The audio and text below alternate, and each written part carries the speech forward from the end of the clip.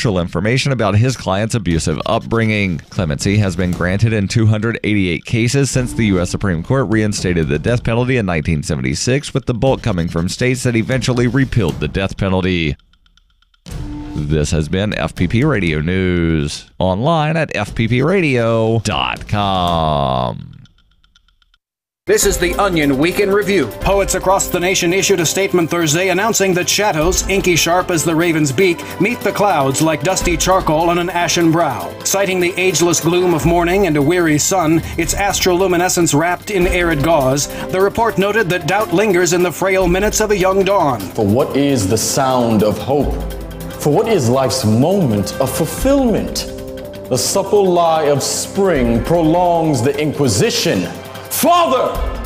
Father! Do you not sense the dread of autumn's looming song danced in trembling half-step? 1, 2, 1, 2. The poets later added, womb, womb, womb. And in local news, a sad sack is bullied by an area goose. In other news, a photographer specializes in those pictures where lights going by really fast look like lines. An entree is apparently the kind you squeeze lime over, and employees finally get that break room bathtub they wanted. This is the Onion News Network.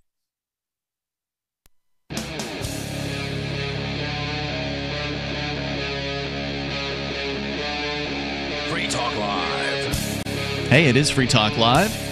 As always, you can take control of the airwaves. You can bring up whatever is on your mind here on this live Saturday edition of the program. We've got toll-free lines, which are 855-450-FREE. That's toll-free 855-450-3733. Joining you in the studio tonight, it's Ian. And Mark. Also, we're on Skype. The Skype username you can call at is username lrn.fm. And then also there's our Discord on-air call-in line room at discord.lrn.fm. That's our chat server where listeners can chat before, during, and after the show. And then there's the top room, which will get you on the air with us. Now, I saw an interesting headline today, and actually what I would call a feature-length story by the Associated Press. You don't normally get kind of in-depth reporting. I'm surprised to hear you say those words together. Feature-length story, they Associated Press. They do them. In this case, they did one about the Democratic Socialists of America. All right. And it's sort of presented as this rising trend in the United States. And, of course, you know, one could look at the popularity of Donald Trump and say, well, this is just sort of the pendulum swing in the other direction. Now, I would look at Bernie Sanders. So Bernie Sanders claimed to be a democratic socialist. Mm-hmm. And there were people that were extraordinarily passionate about his campaign. He was kind of the opposite of Ron Paul. He was like the other party's Ron Paul or whatever. People looked at him as a person who was, fiercely independent and highly honest and all these things. But no, I agree with you there that, you know, Bernie Sanders made an impact in the political scene in 2016. But do you think that the rise, this purported rise of democratic socialism would have had the same strength had it not had been for Donald Trump getting elected and sort of the pendulum swing back, the pushback, the equal and opposite reaction, if you will? Because Trump is perceived, whether it's rightly or wrongly, he's perceived as being this extreme Republican, even though he was a Democrat previously. But there's still that perception of him like, oh my God, everything's so terrible in D.C. We got to push back to the left as far as possible. I just don't know is the answer to your question, but I will say this. In the late 80s, the mid-80s, the moral majority attempted to take over the Republican Party. This is the conservative, evangelical right wing. I think they ran a couple of candidates. I think Jerry Falwell was one of them. He sounds like he would have been. I'm not. Again, I've only read about this. I haven't studied into it deeply or anything like that. So, I'm going to give you the broad strokes. I may be wrong on a fact here or there, but the moral majority stepped in and said we're gonna give people a choice. And what happened was they, like any movement, politics got crushed. And what they did was they inserted themselves into Republican politics. They became a force within the party. Within the party. Mm-hmm. They worked within the party, and they have, as a result, molded the party, began molding it in the 90s and into, the aughts. And now the party has, it's pretty strongly held to some extent. They're a large segment of the Republican Party, and they need to be pandered to in order to win. This is what I believe is happening with the Democratic Socialists, is they ran their candidate. They didn't quite get there. We'll never know whether or not it was Hillary Clinton's attempting to stack the deck that did it or not. We'll never know. Yeah, sure. But I'm sure many of them feel that way. So in a world where Clinton had won, I don't know whether the Democratic Socialist movement would have been as large or not, or nipped in the bud. I can't say, but I would believe that it was Bernie Sanders that got it up and rolling. Well, I can tell you a quick Control F on the story. The word Clinton doesn't appear here. So here's the report from Portland, Maine, fairly nearby where we're broadcasting from here in New Hampshire, where a week ago, Maine Democrat Zach Ringelstein wasn't quite ready to consider himself a member of the Democratic Socialists of America, even if he appreciated the organization's values and endorsement in his bid to become a U.S. Senator. Yeah, it's not exactly the sort of thing that's going to get, a third-party, endorsement isn't the thing that's going to make you win. 3 days later, he told the Associated Press it was time to join up. He's now the only major party Senate candidate in the nation to be a dues-paying Democratic Socialist. Ringelstein's leap is the latest evidence of a nationwide surge in the strength and popularity of an organization that until recently operated on the fringes of the liberal movement's farthest left flank. As Donald Trump's presidency stretches into its second year, Democratic Socialism has become a significant force, they say, here again the AP, in Democratic politics. Its rise comes as Democrats debate whether moving too far left will turn off voters. Ringelstein told the AP, quote, Doesn't seem to have bothered the Republicans. He said, I stand with the Democratic Socialists and I have decided to become a dues-paying member, said Ringelstein. It's time to do what's right, even if it's not easy. So he's acting as though he's a politician with a spine. He's finally doing what all good Democrats should do and joining up with the Democratic Socialists of America. I think that there's a really good argument that the Democrats basically are the Democratic Socialists, that the people that sort of run the party, the planks of the Democratic Socialists ring with the Democrats. There are 42 people running for offices at the federal, state, and local levels this year with the formal endorsement of the Democratic Socialists of America, according to the organization, who spans 20 states, or rather the office runners will be spanning 20 states, including Florida, Hawaii, Kansas, and Michigan. The most ambitious Democrats in Washington have been reluctant to embrace the label, even as they embrace the policies defining modern-day democratic socialism. Yeah, there's some internet meme out there that suggests that I don't know, some labor organizer from the early 1900s basically said something to the effect of, America will embrace socialism under the title of liberalism, but never under the title of socialism. So we must use the term liberalism in order to couch the ideas of socialism and then get the entire platform through, but call it liberalism.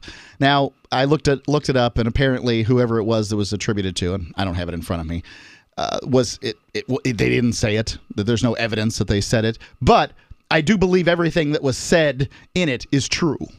False but true kind of thing. Vermont Senator Bernie Sanders, Congress's only self-identified Democratic Socialist, campaigned Friday with the movement's newest star, New York City congressional candidate Alexandra Ocasio-Cortez, a 28-year-old former bartender who defeated one of the most powerful House Democrats last month. Her victory fed a flame that was already beginning to burn brighter. The DSA's paid membership has hovered around 6,000 in the years before Trump's election.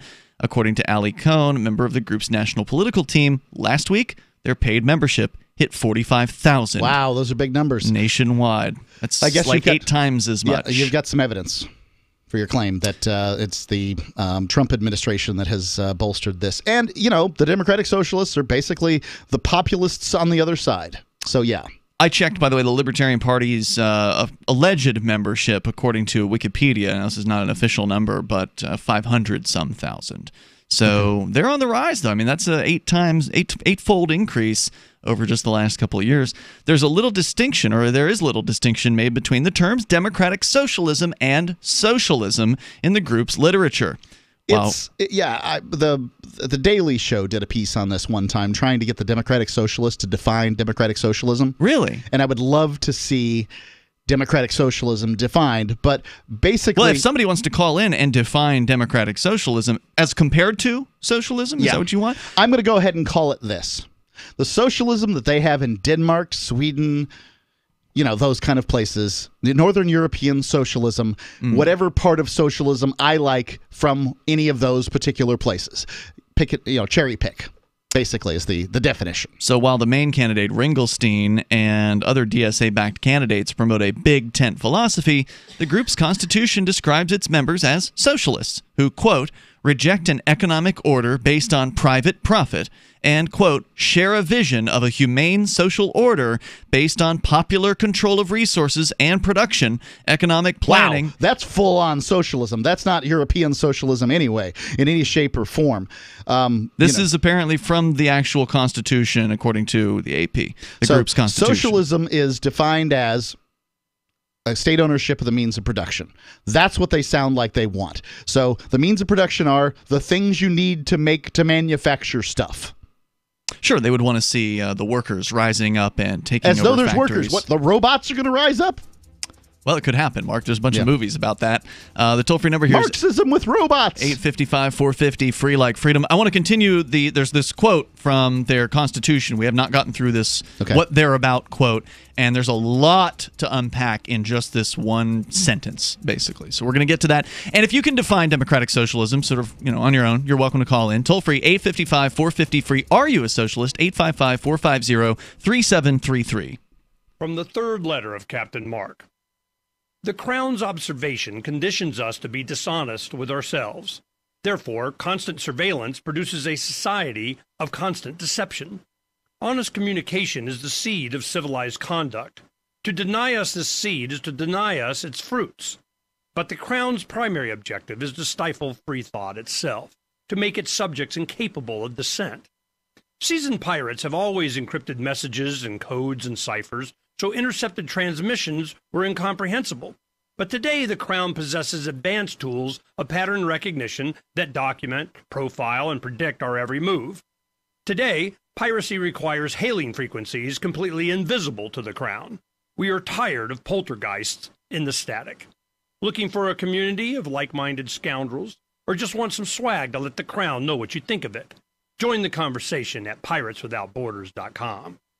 The Bitcoin.com wallet is a simple and powerful full-featured wallet that allows you to send and receive Bitcoin, BTC, and Bitcoin Cash, BCH, with anyone, anywhere in the world. It supports both single and multi-signature wallets and is available in multiple languages. The Bitcoin.com wallet is available on Windows, Linux, Mac, Android, and iOS devices. Use the Bitcoin.com wallet to buy, send, store, and receive both Bitcoin, BTC, and Bitcoin Cash, BCH. Learn more at wallet.bitcoin.com. That's wallet.bitcoin.com. Imagine this is you. You're working late when you get an alert on your smartphone. Your motion-activated Blink security camera picked up something at home. You pop open your Blink app and see the silhouette of a man peering through your kitchen window. The job of a home security system is to help stop crime. Get 3 Blink cams for way less than the other guys, plus an extra 15% off. Visit blinkprotect.com/FTL, like Free Talk Live. blinkprotect.com/FTL to save 15%. Free Talk Live, the show where anyone can call about whatever they want. And we do mean anyone. If you're doing something very interesting, or you have a reputation for doing something very interesting, yeah, then you become more interesting to track. I love how dramatic you are. Then you become... Oh my, yeah. Well, that's the month I worked in psychotropic substances when I was working for the CIA. Yeah. So you were testing what, LSD or that sort of thing, or what? Hey, you think I'm going to say on the air? You've already told us you work for the CIA. You couldn't possibly find out who I am. The way that you speak and your tone of voice, you sound like Cruella de Vil. I've noticed it from the moment you got on the phone. I even look like her. Free Talk Live, 7 nights a week from 7 to 10 Eastern, live on the Liberty Radio Network at LRN.FM. Here's a chance to do a little activism while you're cruising Facebook, Twitter, or Google+.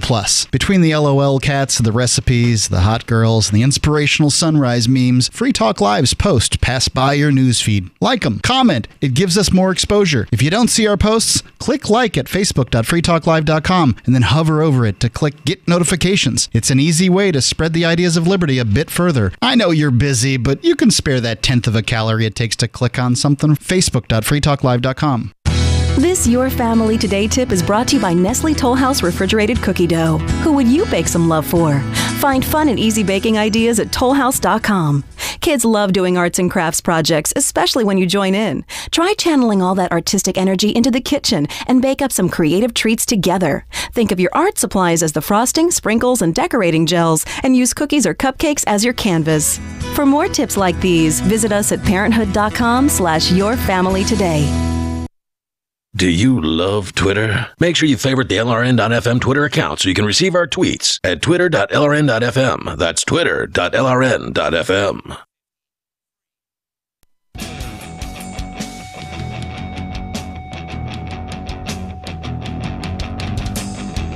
It is Free Talk Live, and you can bring up whatever you want. Though we have put the call out for self-described democratic socialists. Now, there's only 45 or 46,000 dues-paying members of the Democratic Socialist Party, so the odds that one of them are listening to our show, I don't know. Maybe that's not very high.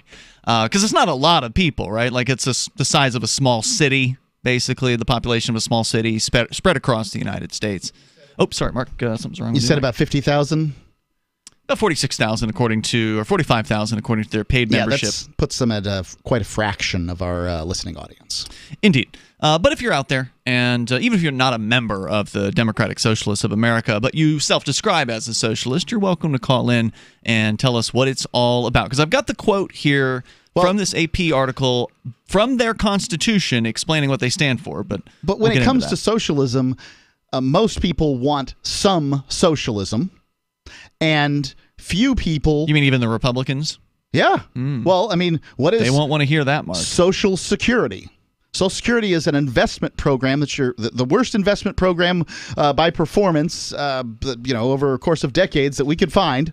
It's not even an investment program. It's a Ponzi scheme. Because in an investment program, some advisor is purportedly putting your money into actual investments that could give you a return on those investments. In this case, Social Security payouts come directly from tax money. That apparently is the new Skype. Skype demanded that I install its new version last night, and apparently it did not keep all the audio. It didn't keep all of the settings of the old Skype. But Social Security, there's a good example. Medicare, Medicaid, these are sorts of things that AARP is all over. There's all kinds of stuff. I mean, what is the military except a socialist protection program? Well, and these are problems. And any kind of forced wealth redistribution is something that libertarians would be against. And that's why I want to kind of unpack what their Constitution apparently has to say about what exactly they stand for, these democratic socialists that are supposedly on the rise. The population in their membership rolls has basically octupled over the last couple of years, going up from around 6,000 to 45,000 nationwide. Let's go first, though, to Larry. He's in Indiana, listening to WIBC FM. Hello, Larry. Hello, Larry. Larry in Indiana. Audio's going real good tonight. Ian. Larry in Indiana. This is not my problem, but there's probably a button your fault. That's not pressed over. There he is. There he is. Go ahead, Larry. I think the definition you're looking for is when the majority of people agree that the ability does not exist to make it in a capitalist society as it used to exist. So you're going to find more and more people that understand that, and you're going to find the people at the top that are going to acquiesce to that fact, because it really does not exist here in America, except by when you look at our businesses and stuff that we have, they're usually a derivative of some other business or in some way connected to the cash generation or the cash flow, but Larry, they don't provide any. I kind of I stand firmly against socialism. I spent 8.5 years in prison. I was in the lowest socioeconomic class in America for a long time. I got out. I had my family, but it's not like they were throwing cash at me or anything like that. I had a job within 3 days of my release, and I went to work, and I've worked pretty much, I've worked since then. I'm of the opinion that anybody who says they can't make it in capitalist America isn't trying hard enough or has bought the Socialist Party line. Like, if you believe enough lies, then sure enough, you won't be able to make it. Well, besides, America's not really capitalist anyway, is it? Isn't it crony capitalism by definition? Yep. But go ahead. I'm not buying it because you got to take in consideration that you are white. And when you talk about crony capitalism and you talk about socialism, here is the problem. When you go to a city council meeting and they give some private developer $25 million to help on his project, and he's a conservative, he don't want the government helping, yet he's down on his knees begging to get money from the city to do his project. So hold on, Larry. Got it mixed up. Agreed. I look white to people. There's no doubt about it. But the fact is, there are laws that discriminate against me. There's no laws that discriminate against somebody based on their color. And I would ask you this question: would you trade your skin color for a felony conviction?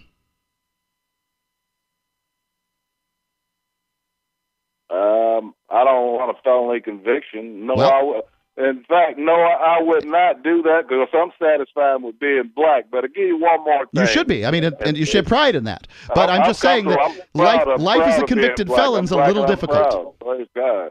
Well, sure it is. But the thing about it is, here's what we have a program now. Listen to this real good.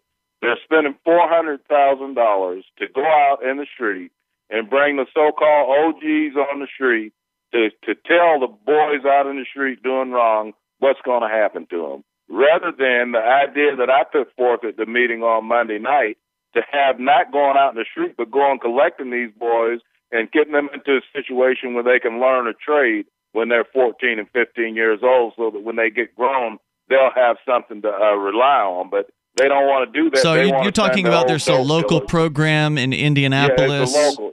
They're trying to go national with it, but they want to have it where they send the ex-dope dealers and gangbangers. And this is being paid for by the government? This is the $400,000?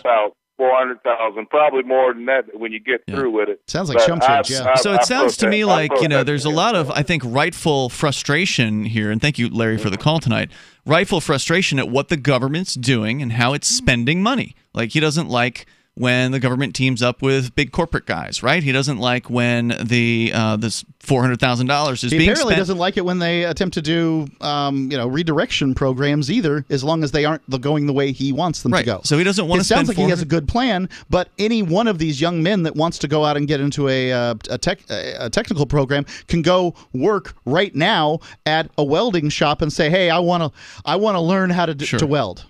Right. Just let me hang out. The point I was going to make, though, is that he is frustrated with the way the government's working. He wants it to work in a different way. Well, so does everybody else. And all of those people are fighting each other to try to control, whether it's the Democratic Socialists or the Republicans or whoever whichever groups at the moment happen to be the groups du jour and that are attracting people.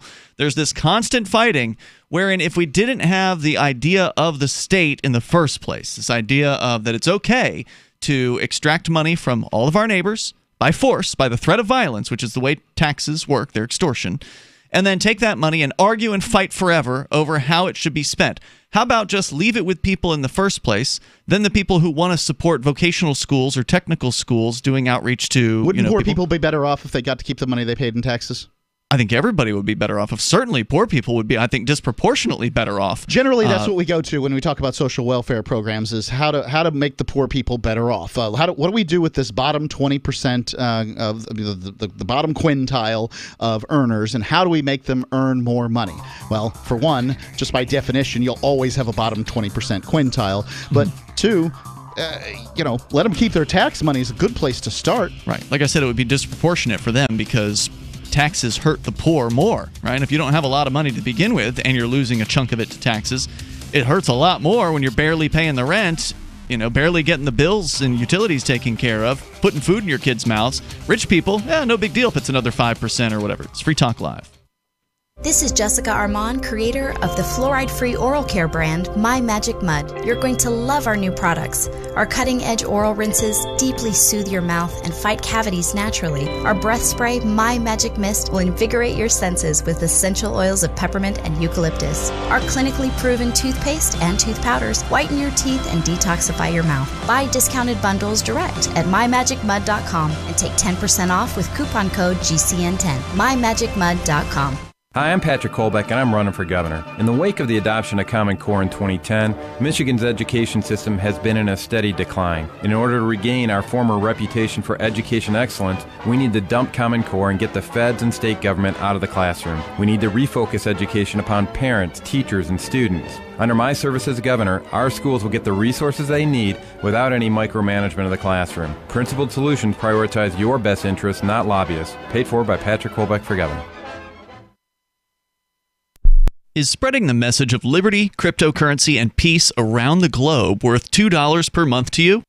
As you may already know, in addition to our internet feed, LRN.FM broadcasts on free-to-air satellite across North and Central America, as well as Sub-Saharan Africa. And we've been available on satellite for free 24/7 since 2010. The LRN.FM free-to-air satellite signal is reaching some of the most oppressive regimes in the world, and there's no doubt our ideas are making an impact. You can learn more about the channel's impact by watching the 3-minute video at fund.lrn.fm.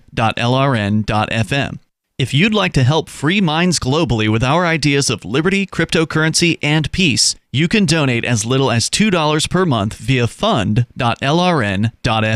You can help us continue and expand our satellite broadcast to multiple continents. Visit fund.lrn.fm today, and thank you for your help. Don't forget to share the link on social media. That's fund.lrn.fm. What do you shop for that you could otherwise buy at Amazon? Pretty much everything, right? Amazon has competitive pricing and they deliver, and that's a big plus. If you could plan ahead in your shopping, would you be interested in saving up to 33%?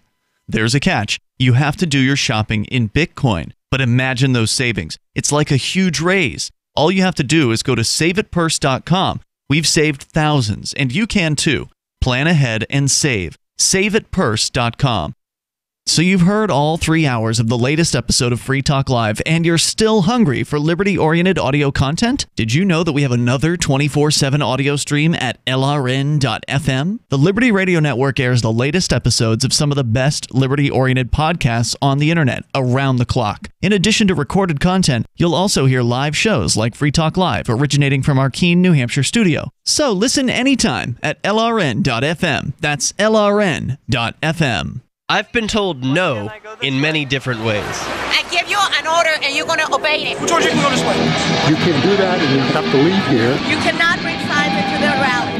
Walk with me. Well, I'm comfortable here, actually. Whoa. Hey. Who do you think you are? Excuse me. There is no video and audio allowed in this office. No, I have work today. You ain't going to make it. Wait a minute.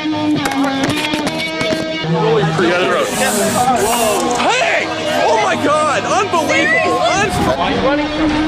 Because you're scared me. What am I being detained for? You're being served. What is this? You're being served. What is this? Bureaucrats have a funny way of telling people no. That's the sound of the men working on the chain. Derek J's Victimless Crime Spree. Watch it for free and order the Director's Cut DVD at victimlesscrimespree.com. You can put the Liberty Radio Network on the air in your area. Visit broadcast.lrn.fm to learn how. Broadcast.lrn.fm.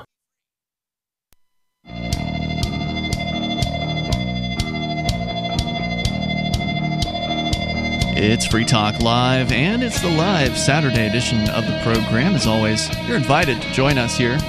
Take control of the airwaves. We're talking about the Democratic Socialists of America, as they are called, a group of socialists, because there's more than one socialist party. There's like the United Socialist Workers Party. I've heard of them. I don't know how many other splinters of this particular movement there are, but the AP is reporting on the Democratic Socialists of America, reporting that they have had a dramatic increase, not quite tenfold, but getting there, over the last couple of years since the Trump administration in their membership, going up from 6,000 to 45,000 members nationwide. It's Ian and Mark here in the studio with you tonight. Do want to make sure that you know about the Blink home security system. You want to talk about easy as far as installs are concerned? Because that's the real tough part when it comes to installing, when it comes to getting a security system for your home. It's the running the wires through the walls, drilling holes, pulling, and it's just a pain. But with the Blink home security system, the pain is gone. And the cost. If you wanted to set up your own home security system, you really can't buy cameras and the setup and everything for the kind of price that you can get Blink. I was surprised how affordable it is. And that's affordable if you don't include the 15% off that we're going to get you when you go to blinkprotect.com/FTL. They're wireless cameras. It doesn't get any easier it could not get easier to set this thing up. I've been through the process here at the studio. You've done it at your house, twice houses. now. Blinkprotect.com/FTL, like Free Talk Live. That'll save you the 15% there. As we continue, we've been talking about democratic socialism in America. I want to get into this. It's actually just one sentence about their philosophy from their group's constitution, and we'll get into that. But first, we've got JTK on the line in Nevada on Skype. Go ahead, JTK. Hi, guys. I'm calling about the recent conviction in the Bundy trials, sentencing, actually. The Bundy trials. Is this from the Malheur Federal Wildlife Refuge occupation, or are we talking about way back from like the Bundy standoff situation, the ranch? We're talking about the Bunkerville standoff. Now, as we know, there was a first tier of defendants where 2 defendants were convicted of felonies. The rest were acquitted and went free. In the second round, we saw the Bundys on trial, and the entire process blew up because it was shown that the prosecution had hidden exculpatory evidence from the defendants. That should be a prisonable offense. If any prosecutor in America, the land of the free and the home of the brave, if any of them ever hides exculpatory evidence, wham, bam, 10 years in prison, mandatory, I don't care. Yeah, you're lucky to get a slap on the wrist. Right. No, it's never going to happen because that's not the way the government works, people. Stop thinking the justice system is just. Please go ahead, John. So when this came out, of course, the entire trial blew up and they had to let everybody go. And there was also a third tier of prisoners awaiting trial, and they were all dropped. All charges dropped with prejudice because it was shown that the state had withheld exculpatory evidence. But we still had 2 people who had already been convicted in the first round of the trial. One of them, Todd Engel, was sentenced on Thursday to 14 years.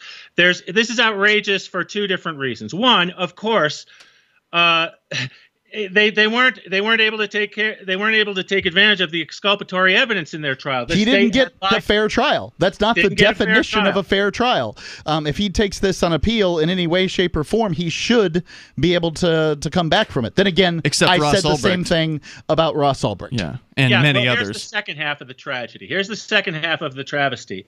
When he was sentenced, the state. When he was convicted, he was the jury was hung on a number of more serious offenses. Okay, on the most serious offenses, the jury was hung on him. So he made a deal. The prosecution said, "We will drop all of the more extensive charges if you agree not to appeal the 2 you've already been convicted on." Wow. Greg Burleson, the other guy who was convicted, got like 70 years. So under that kind of pressure, Todd Engel agreed to that deal. Now, so that's outrageous in and of itself. But on Thursday, they actually used when the judge was explaining her deliberations in how she came to the 14-year sentence. She used the drop charges against him as if they were true. What? She used the drop charges against him. For instance, he had been charged with conspiracy to commit an offense against the United States, and he said, "Well, how can you put that in the deliberation?" She said, "Well, some people thought you did, some people thought you didn't. I think you did." So we're throwing that in. Jeez. Evidence be damned. Additionally, they threw in a burglary conviction he had from age 17, 33 years ago, as if that's relevant to what happened in Bunkerville. Wow. So that's how it's done. Just a travesty. The man deserves to walk free just like all the other defendants, but because he was convicted before juries were told of the government's misconduct, he's going to go to prison for 14 years. Can you outline that misconduct in, one short minute? The misconduct. Well, for instance, just before the first trial, the prosecutor, whose name is Myrie, fired the lead investigator because the lead investigator, whose name is Larry Wooten, was telling people in the prosecution, the FBI, we have not turned over all the exculpatory evidence to the defense. And they said, they fired him. Fine, you're fired. You're off the case, and you can't speak about this publicly. You may only speak about it to your supervisor.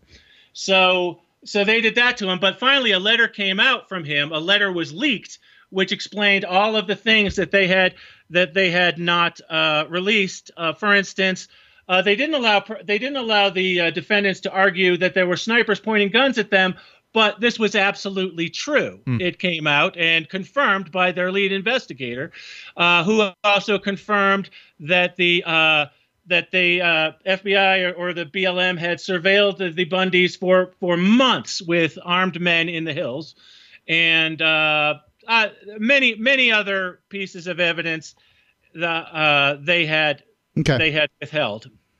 Wow. Yeah, I wish I just wish I had something better to say than this is just terrible. And he's totally screwed because he made that deal. Yeah. I don't know how you can make a deal. This is the thing about, first off, any plea deal is a miscarriage of justice, because I, as a citizen of the given state, whatever it is, am being misserved by my prosecutors who work for me. That's the notion. Look, I didn't write civics class. I'm just telling you what they tell you. Well, they don't work for you. They don't work for you. But I'm being misserved by these public servants, and they're not doing their jobs, because if a person is guilty of X, they should go and be sentenced to prison for X, not given some plea down to some lower charge. Also, plea deals make it so that people who are guilty, amazing as it may seem to people, but people who are not guilty will take a plea deal just to get out of the jail. Jail is worse than prison.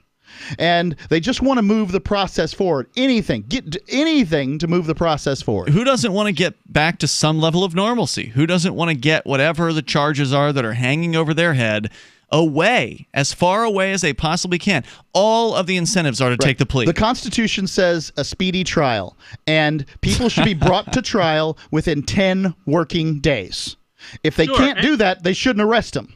Sure. Engel was faced with the possibility of, if he went back to trial for a second time, he could have gotten what Burleson got, which would be 80 years, 60, 70, 80 years, and spend the rest of his life in prison. But Burleson could appeal. He said, I'll make this deal, and at least I'll have a life when I get out of prison. JTK, thanks for the update on that case. There were, of course, as you mentioned, some good news where juries actually acquitted a number of the people involved. Pretty much everybody in these situations, but except not for these two guys. Not everybody. Thanks for the call tonight. I appreciate the update. And that's how you do it. You call in, take control of the airwaves, bring up whatever's on your mind. In that case, it was a follow-up on something we've been following here, and he'd been calling on for a few years now, several years. Yep, thanks to him. Yep, this is Free Talk Live, 855-450-FREE. What's more profitable, running your business or doing bookkeeping? Doing your business, of course, but you want to keep your books so that you can maximize your tax savings, right? What if I told you that there's a person that's a bookkeeper, accountant, and law school graduate that's also a hardcore libertarian? My name is Melanie Johnson, and I hate the state. I will aggressively help you to minimize your tax exposure and maximize profits, all while staying within the law. Melanie's your best choice for your taxes and bookkeeping needs. Go to tax.freetalklive.com and check out our website, tax.freetalklive.com. The Bitcoin Bitcoin.com wallet is a simple and powerful full-featured wallet that allows you to send and receive Bitcoin, BTC, and Bitcoin Cash, BCH, with anyone, anywhere in the world. It supports both single and multi-signature wallets and is available in multiple languages. The Bitcoin.com wallet is available on Windows, Linux, Mac, Android, and iOS devices. Use the Bitcoin.com wallet to buy, send, store, and receive both Bitcoin, BTC, and Bitcoin Cash, BCH. Learn more at wallet.bitcoin.com. That's wallet.bitcoin.com. Hello, this is Dr. Bill Deagle, MD of NutriMedical.com, announcing the breakthrough Red Deer Velvet DR. It delivers the protected building blocks of all organs and tissues, allowing your own stem cells as architects and engineers to regenerate you. Not since fetal life, when aging does not occur, has such an amazing NutriMed been available to help heal you and regenerate you. Anti-aging requires that you correct mineral, activated nutraceutical, and jump the gene defects and poor diet you have to deliver the cellular tools for regeneration. You must remove old damaged cells and replace them with your young healthy cells to wind the biological clock to a younger you. Order your Red Deer Velvet DR now at NutriMedical.com 24/7 or 888-212-8871. That's NutriMedical, N-U-T-R-I, Medical, MEDICAL.com. Or call our order line 888-212-8871.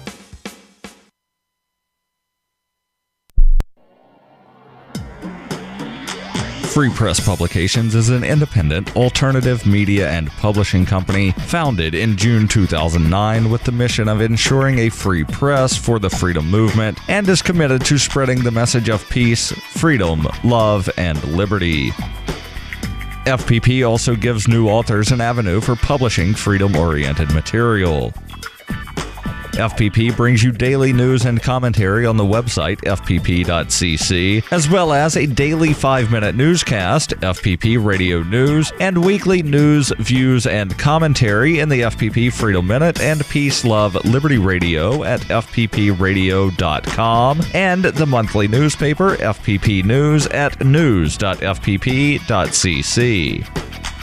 Find FPP online at fpp.cc.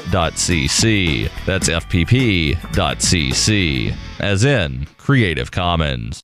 LRN.FM is proud to announce our official listening apps for Android and iOS devices. Now you can easily tune into our streams anywhere, anytime on your smartphone or tablet. Just visit apps.lrn.fm or search for LRN.FM in the Android or Apple app stores. Please download, rate us 5 stars, then share the link on your social media, and let your friends and family know how you're listening to LRN.FM.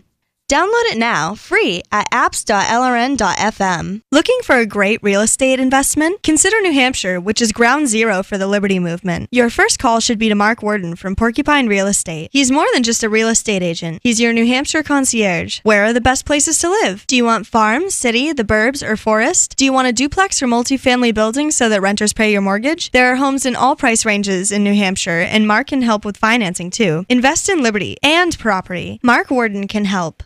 PorcupineRealEstate.com.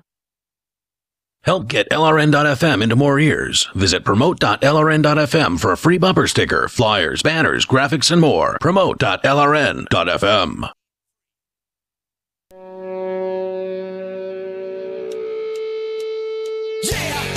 It is Free Talk Live. You can dial in toll free, take control of the airwaves, bring up whatever you want. And it's the live Saturday edition of the program. With you tonight, it's Ian. And Mark. And don't forget about Bitcoin.com. You want to go and learn about cryptocurrency? Go to the best place to get started, the most obvious URL, Bitcoin.com. They'll tell you about Bitcoin. You can connect over to their news site to get the latest headlines. They got all kinds of useful tools there. And also, you can buy Bitcoin BTC and Bitcoin Cash. They can also get a wallet or an account there. That's right. Yeah, that you can possess, as opposed to getting it through one of these other major distributors that they possess. That's really bad. So many great reasons to go and check out Bitcoin.com. As we continue, we'll take your calls about what you want. We've got Bob. He's in Indiana, listening to WIBC FM. We were talking about Democratic Socialists of America and asking for folks, to call in about that. I do want to get into their constitution and what they purportedly believe. But Bob, you're on. Oh, wait, you were on. Hold on a second here. Let's bring it back in. There you go. Bob, you're on Free Talk Live. Go ahead. Well, I sure appreciate it. Yes, sir. I love this outlet for people. Thanks. It's just my opinion. Everybody's got their opinion, but I want everybody to get this through their thick skulls. We look up the definition of socialism. Sorry, I'm choking. I'm so pissed off I'm choking. Don't die on us. It's not very... It'd be the first time, and I'd hate it. I'm about ready to have a stroke. But the definition, look it up. And everybody that gets Social Security, that's a social program, disability, workers' comp, unemployment, food stamps, Medicare, Medicaid, grants. Businesses get subsidies to run their business. Small Business Administration gives out loans. And in the Constitution, I'm no expert, it says provide for the common good and promote the general welfare. That is socialism. And that can be interpreted that way, and certainly has been. Not a dirty word. What? I said it can be interpreted that way, and it certainly has been. On the other hand, of course, that is contrary to the pursuit of life, liberty, and happiness, because in order to fund the state, you have to... Huh? Provide for the common good. It's in the Constitution. Yeah. Promote the general welfare for everybody. Right, but what I was saying was it contradicts the idea of life, liberty, and property, and the pursuit of happiness, because in order for them to fund their various different wealth redistribution programs, they have to first steal the money by the threat of violence from people, and so everybody wants these programs. Even the people that don't like socialism, they want their damn Social Security check. Sure, that's the hypocrisy of it. They want their unemployment benefits. And businesses want their subsidies from the government so they can stay in business. Everybody wants a handout. Yeah, they're just hypocrites. They don't even know. Yeah, you're absolutely right. And these people don't even realize their hypocrisy. That's how deep in they are to this. That's what I'm trying to say. Yeah, exactly. Thanks for the call, Bob. Great call. I appreciate hearing from you. Thank you. Yes, sir. If the only change that has to be made is basically people need to be able to opt out. Look, I just don't want this particular investment program in the case of Social Security, or this particular insurance in the case of employee rights or whatever it is. Whatever it is, you should be able to opt out of it. In the land of the free, you should be able to opt out of whatever program it is they put in place. The problem is that they don't want you to opt out. Right, because the people who, for the most part, are productive are likely going to want to opt out. Now, maybe some won't. There's the Facebook guy who's funding some universal basic income test program out in Stockton, California with his own money. Good for him. Good for him. But that's private charity, ultimately. If it's done consensually, if it's done voluntarily, it becomes charity. And then, great. People should be able to spend their money however they want. Maybe it's not the best way to do it, but what charities find is that if you just give people a bunch of free money, it tends not to work. Right. Now, I'm not saying that in some cases small amounts of money just given to people don't work, but large amounts, it's not going to exactly make people want to go to work. Let's go to somebody here who's, I suspect, is the regular Michael in Virginia listening to WNIS. Is it you, Michael? Good evening. Yep, it's me. It's me on a very blustery, rainy evening in Virginia Beach. Thank you for the update. Good to know what the weather report is. Now, what I was wondering is, do you describe yourself as a democratic socialist? Would you join the Democratic Socialists of America? Because you seem to be pretty lefty. No, not at all. No. Let me go to what I called about, because it'll answer your question, I think, more precisely. I'm concerned about billionaire religious oligarchs and the kind of democratic social system they are attempting to set up. Who are these billionaire Christian oligarchs? Religious oligarchs. Okay, who are they? Religious. Are you there? Yes. Right here. Who are they? Okay. Rather than use names, you two are very intelligent. I'm sure you're going to figure this out with the rest of your audience. All right. But take me down the primrose path. I love primroses. The point is this. When Mark talks about small amounts of money, if you have a national broadcasting platform that's collecting an average of $25 per donation from more than 1 million people, you're talking about small amount of money, but in the aggregate, you're talking about hundreds of millions and over a time accumulated billions. What we have, what Marx started out, his analysis of democratic socialism, he started by using a parallel to the moral majority.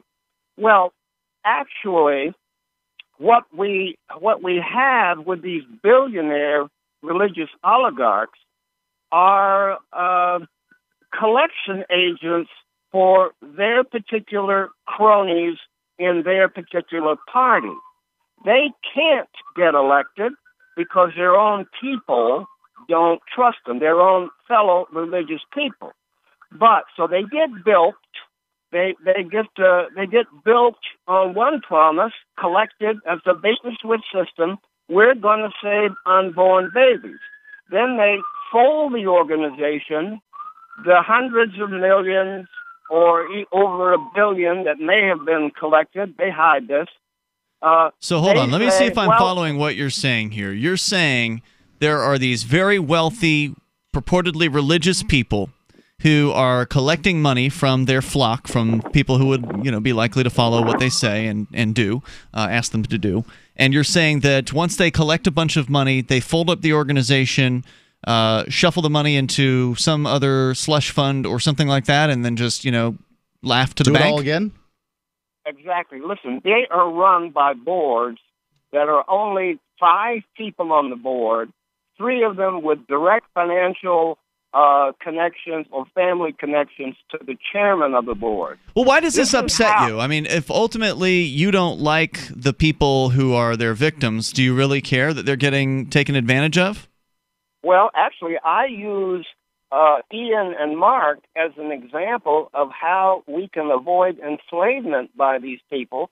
Other people should be doing what you're doing, getting their own platform instead of allowing a handful, just a tiny handful of billionaire religious oligarchs turn us over to the Soviets so that they can be billionaire oligarchs with the Soviets. Is this another Chinese. Democratic bizarre conspiracy theory? Is this Joel Osteen? I really don't know.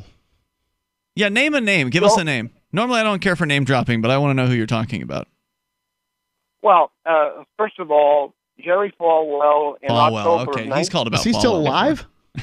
In 1989, I don't know. folded the moral majority, which he formed to collect money to save unborn babies. Okay. Yeah, I don't think what you're saying here is unbelievable at all, right? I mean, and it's not exclusive though to religious leaders. It's just sort of a thing where these organizations exist to exist. They exist to continue to fund themselves, basically. I mean, there's always some sort of thing to fight out there, and so as long as there's an interest group that's large enough, they can promote whatever that thing is of the moment that they need to be fighting for, whether it be unborn babies or, you fill in the blank. On the left side, it would be other, issues. And they put out their fundraising letters. They receive back however much they receive back, millions, if not eventually billions of dollars over many, many years. And they spend it the way they want to with, not that much oversight, right? Like, I mean, the books are purportedly open of these organizations, but how many of the members actually care? They just read the fundraising letters, they donate the money, and they read the next fundraising letter. Yeah, my rights or my way of life is being threatened. I better write a check. It makes you feel better, but is it really actually doing something? And I think this is true of the whole spectrum of politics, from socialists to ultra-conservative religious. The toll-free number here is 855-450-FREE. You can join our AMP program for $5 a month over at amp.freetalklive.com. Heart-related health problems affect millions of people each year. Maybe you're one of the many who suffer from issues related to angina pain, high blood pressure, congestive heart failure, unbalanced cholesterol, irregular heartbeat, or clogged arteries. There is a solution that doesn't involve expensive prescription drugs that only mask the problem and leave you with horrible side effects. If you are ready to live your life free of sickness, pain, and fear, live your life with increased vitality, energy, and youthfulness, and experience your body healing itself, yourself? Then you're ready for Heart and Body Extract from Healthy Hearts Club. Here is what one satisfied customer had to say about Heart and Body Extract regarding his angina pain. I haven't had an angina pain since I've been on it. The Heart Body Extract is just so great. I thank God that I was led to this product that's doing so much for me and that can do so much for other people. Call to order your 2-month supply of Heart and Body Extract today. Call 1-866-295-5305 or go to hbextract.com. Are you tired of governments murdering people around the world? Stop using their money. There is an alternative. Bitcoin is a stateless, free market, non-political currency. Bitcoin cannot be inflated or controlled by any government. By using their money, you're helping the state. Stop doing it. You have an incredible alternative available now. Learn it, use it, spread it. Get started with Bitcoin at Bitcoin.com. That's Bitcoin.com. There are lots of ways to listen to Free Talk Live. Our podcast has been around since podcasts began, and now the FTL feed is loaded with content besides our full show archives. Did you know that we make it easy for you to customize your podcast subscriptions? We have different feeds, one that includes only our full shows, one with just the Daily Digest, and one with just the Edgington Post. You decide what you listen to. It's quick and easy to customize your feeds at feeds.freetalklive.com. That's feeds.freetalklive.com. You're listening to the live edition of Free Talk Live. Hour number 2 is next after the news here on the Liberty Radio Network at LRN.FM. From Keene in the Shire, the Liberty Media capital of the world, this is Daryl W. Perry, host of FPP Radio News for the weekend of July 21st, 22nd, 2018. Silver is trading at $15.52 per ounce. Gold is valued at $1,232 per ounce. Zencash is trading at $27, and the average price of Bitcoin is $7,360. Antiwar.com reports with the Syrian rebel factions having been defeated or negotiated surrender deals, the first rebels from the territory around the frontier with the Israeli-occupied Golan Heights have started to evacuate the area, heading north to the rebel-held Idlib province. Various rebel-held cities, towns, and villages all accepted roughly the same deal negotiated by the Russians. Under the deal, rebel factions agree to either submit to government rule, disarming and remaining where they are, or evacuate into the north. Buses arrived in the southern part of the Quneitra province on Friday and started loading up both rebels and any civilians that wanted to leave, departing for the north. Exactly how many fled is not entirely clear. Reuters, however, reported that from the Israeli-held side of the frontier, they could see large numbers of cars and trucks packed with people withdrawing from a village on the Syrian side. This withdrawal leaves just a handful of towns held by the Islamic State along the southern border outside of government control and presumably the next targets of the offensive.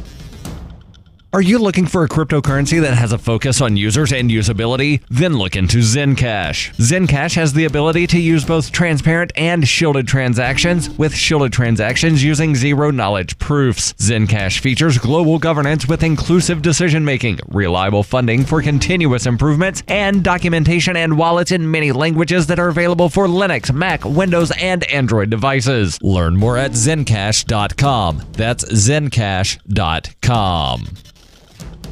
UPI reports an independent investigation into sexual assault allegations against a now-deceased sports doctor at Ohio State University has uncovered more than 100 former students who said they were abused, according to a statement by the school on Friday. The accusers, including both athletes and patients at Student Health Services, said Dr. Richard Strauss committed acts of sexual misconduct between 1979 and 1996. Other patients of Strauss's private practice, which was started in 1996, also lodged complaints against him. Investigators interviewed more than 200 former students and university staff as part of the probe and intended to talk to 100 more. The investigation is being carried out by Perkins Cole LLP, an international law firm that has been in communication with the Franklin County Prosecutor's Office. The investigatory team said it also plans to review whether Strauss examined any high school-age students during his time at The Ohio State University. Strauss died in 2005.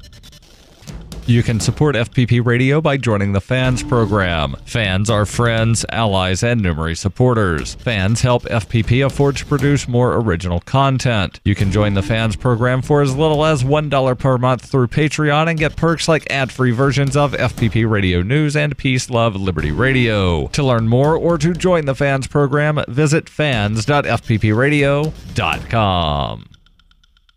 Reuters reports Ohio Governor John Kasich on Friday commuted the death sentence of a convicted double murderer after a former juror in the man's trial asked that he not be put to death because the panel was not given key information during the sentencing about his troubled childhood. Kasich said there were fundamental flaws in the sentencing for Raymond Tibbetts and ordered him to serve life in prison without the possibility of parole. The governor's office said in a statement, the defense's failure to present sufficient mitigating evidence, coupled with an inaccurate description of Tibbetts' childhood by the prosecution, essentially prevented the jury from making an informed decision about whether Tibbetts deserved the death penalty. Earlier this year, Kasich halted the execution to consider a letter from former juror Ross Geiger. In the letter, Geiger said there was no question Tibbetts committed the murder, but factors about the defendant's upbringing were omitted or distorted by prosecutors in the trial's sentencing phase. Geiger said several years after the trial, he read a publicly available clemency report from 2017 that showed a history of abandonment for Tibbetts starting at age 2, and that of the 4 siblings, one committed suicide, another spent time in prison, and another is essentially homeless. He faulted the defense team for not calling the one sibling of Tibbetts who is leading a stable life and was willing to testify during the sentencing about the difficult childhood they all shared. Geiger said Tibbetts deserves to be in prison, but based on what he knows today, I would not have recommended the death penalty. Aaron Barnhart, an attorney for Tibbetts, said the jury was deprived of crucial information about his client's abusive upbringing. Clemency has been granted in 288 cases since the U.S. Supreme Court reinstated the death penalty in 1976, with the bulk coming from states that eventually repealed the death penalty. This has been FPP Radio News, online at fppradio.com. For years, Southwest Airlines has boasted having the most loyal customers in the industry. Now the low-cost carrier is calling on its most frequent customers to finally do something in return for the airline. The company rolled out their new Loyalty Goes Both Ways program in a new ad campaign. You said you wanted free check bags, and we listened. Now you listen to us. Southwest's program is part of a new trend of companies not letting their customers exploit them anymore. CEO Gary C. Kelly has gone as far as to record this radio ad, which Southwest started airing nationwide. Hi, this is Southwest CEO Gary Kelly. If my wife calls asking about me, I need you to lie and say I was with you. Remember all those low fares I gave you. To any Southwest customers thinking about saying they're too busy to help, Kelly has some harsh words saying, quote, "We're always there for our customers. To anyone who can't do us a solid now and then, f*** you. That's not loyalty, that's freeloading." This is the Onion News Network.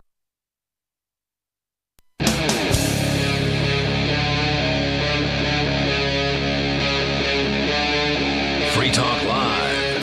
Yes, it is Free Talk Live, and we're launching into the second hour of the program. The toll-free number is 855-450-FREE, like freedom. That's 855-450-3733. We've got Skype, and you can connect with us there at username lrn.fm. There's also our Discord on-air call-in line room over at discord.lrn.fm, which you can jump into. We'll join you there, and you'll sound almost like you're sitting in the studio with us. And the us in the studio is Ian and Mark. As we go to your calls and thoughts, still to come. More to say about this Democratic Socialist in America, or Democratic Socialists of America.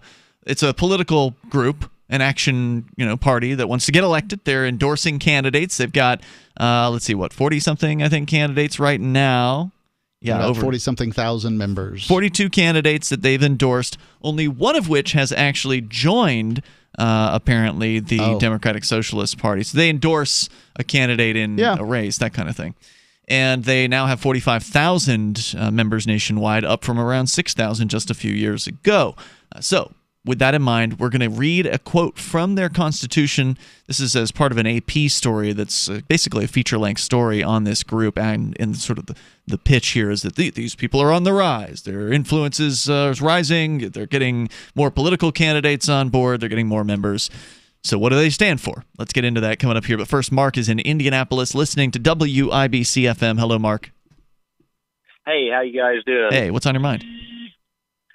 Listen, I was listening to a couple of callers ago, and he was talking about the Constitution, and, to his credit, he said he wasn't really certain about what he was talking about, but the only thing the Constitution requires the federal government to provide for, it's to provide for the common defense, the military. What about post roads?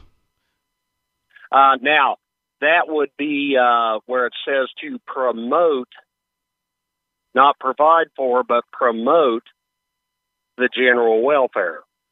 I think and the federal. It's very specific about post roads. I mean, at the time that was something relatively important, and I'll look it up here, but I recall that. Yeah, and in fact, I'm not quite up to speed on post roads. I wish it was just. But I think that would apply with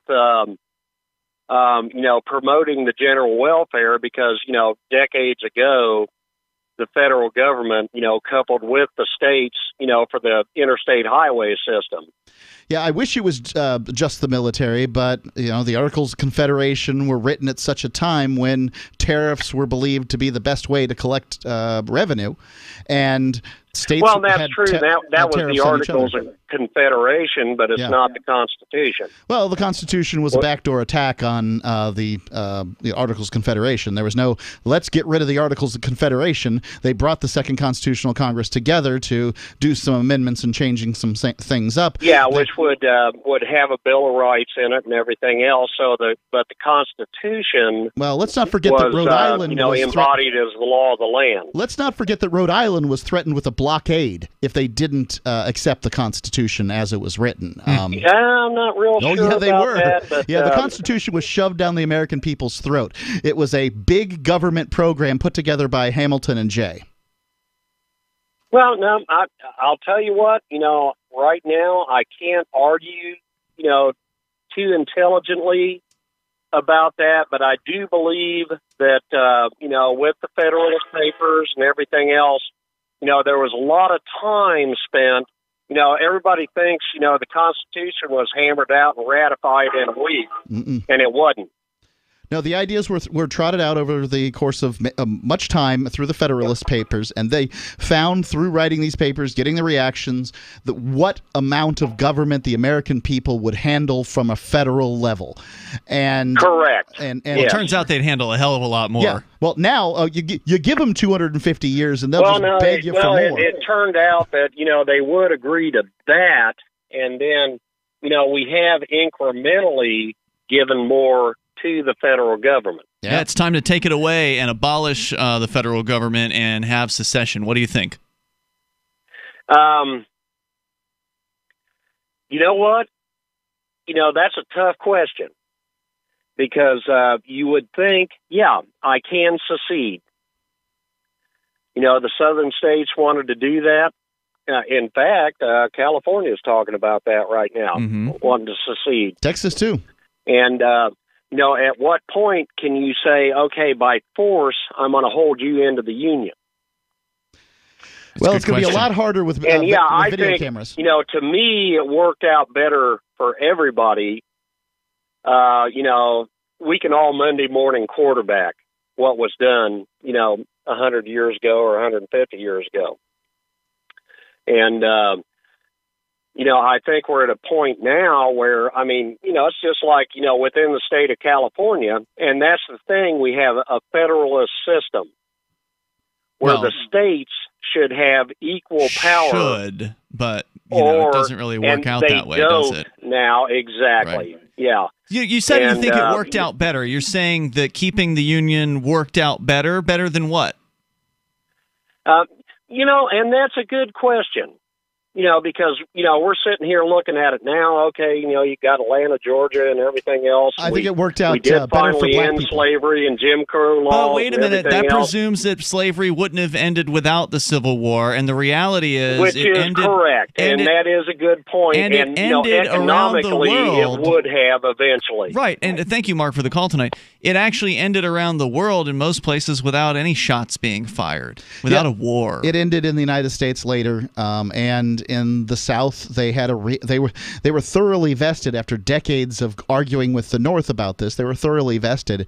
I think that, I don't think it would have looked good for black people in the South, although I think many of them would have moved out after slavery ended in the South.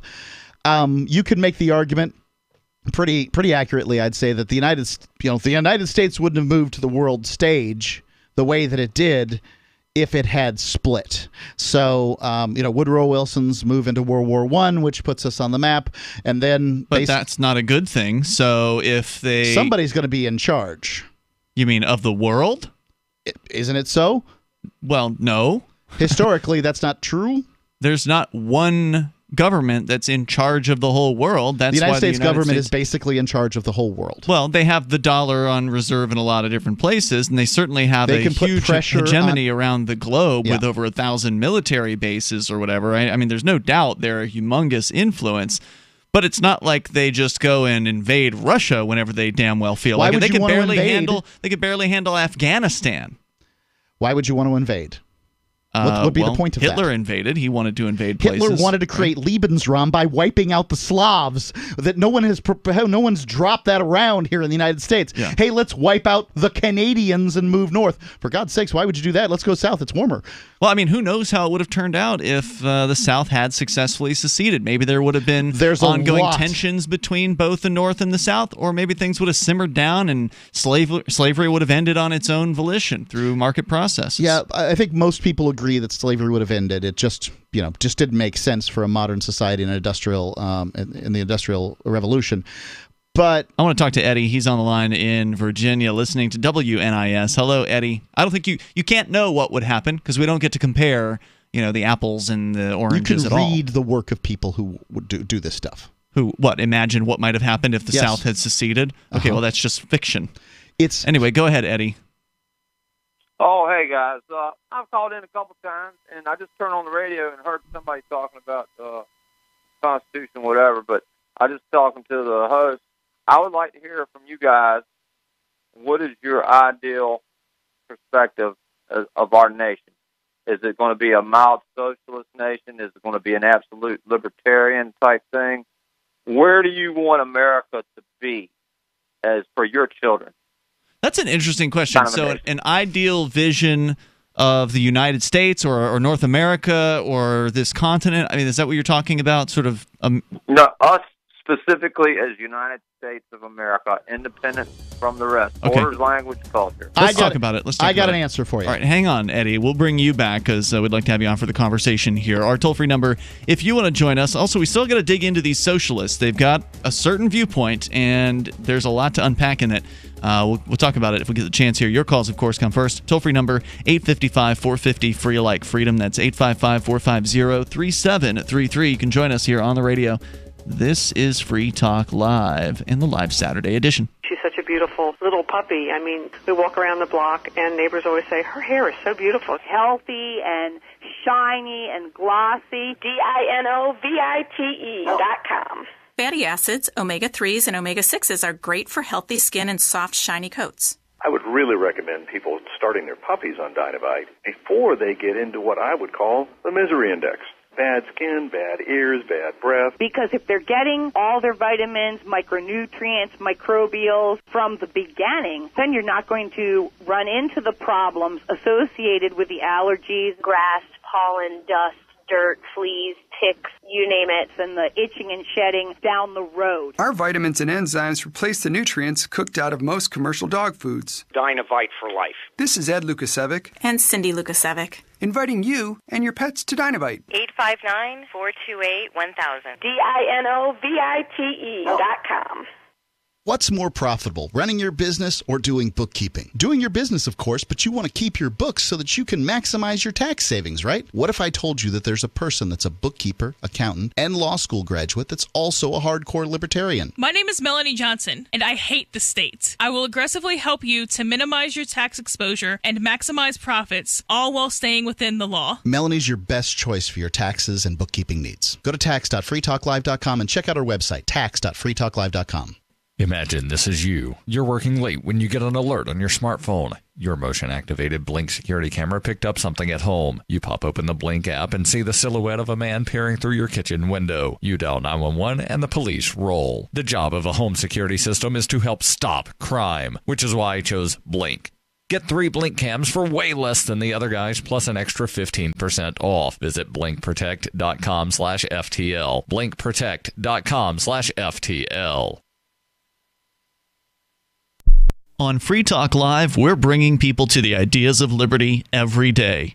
From wrestling superstars like Glenn Jacobs. You guys really are having an impact, I believe. Like I said, a lot of where I am now is due to listening to Free Talk Live. You changed my mind on some very important issues years ago. To random people tuning in on the radio. I was kind of stuck in the left-right paradigm. I heard your show by chance on a Saturday night. From there, I went on, joined the Free State Project, and become an amplifier. So, I mean, that's really the reason why I amp is because I know that if it wasn't for you guys being on as many stations as you are, I never would have found the ideas of liberty. Your amp will directly change more lives by getting Free Talk Live in front of people looking for talk radio online and on the air. When you amp Free Talk Live, you get perks like access to the AMP-only Facebook group and AMP podcast. Visit amp.freetalklive.com. LRN.FM now has a Discord. Discord is a free text and voice chat platform, and we now have our own server with a bunch of channels at discord.lrn.fm. You can join other listeners as they chat about various things during our live shows, or anytime, day or night. Discord software is available cross-platform, so you can have it on whatever device you want and take your chats anywhere. Join our Discord at discord.lrn.fm. That's discord.lrn.fm.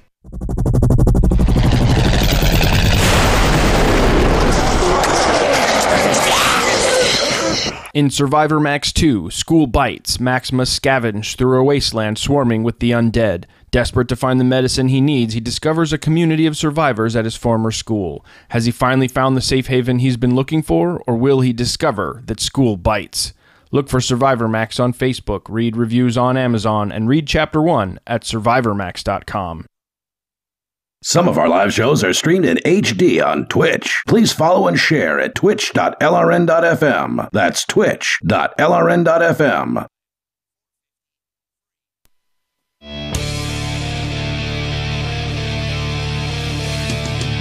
This is Free Talk Live, and it's the live Saturday edition of the program. As always, you can join us here. The toll-free number, 855-450-FREE, like freedom. That's 855-450-3733. Tonight, it's Ian. And Mark. And also, I want to make sure you know about liberty.menu. If you are an individual who rejects the initiation of force and agrees to abide by the ethics of the non-aggression principle, you are welcome to join liberty.menu. You go to liberty.menu and you'll find that it is basically a libertarian business directory. There's also some other categories like events, and in addition to that, there's digital content listings that you can put up there. So whatever it is that you do, if you think other libertarians might like to know about it, this is the place where you can put that information. So if you got different entrepreneurial things that you do, different businesses that you run, put them all up there. It's free to add new listings to the site over at liberty.menu. And you can also, of course, rate and review. There's also a bit of a social networking aspect there as well. Go to liberty.menu and get started tonight. You can also use code FTL, and that's like Free Talk Live. Code FTL on your user profile. Get you a Free Talk Live listener badge. As we continue here with Eddie in Virginia, listening to WNIS. Eddie, you'd called to ask us for what our ideal vision, paint a picture, or what would the nation look like, according to the Free Talk Live hosts, Mark and Ian. Mark, do you want to go first? Yeah, sure. He dropped the term language, culture, and borders, and I'll go ahead and he did, yeah. I'll outline that.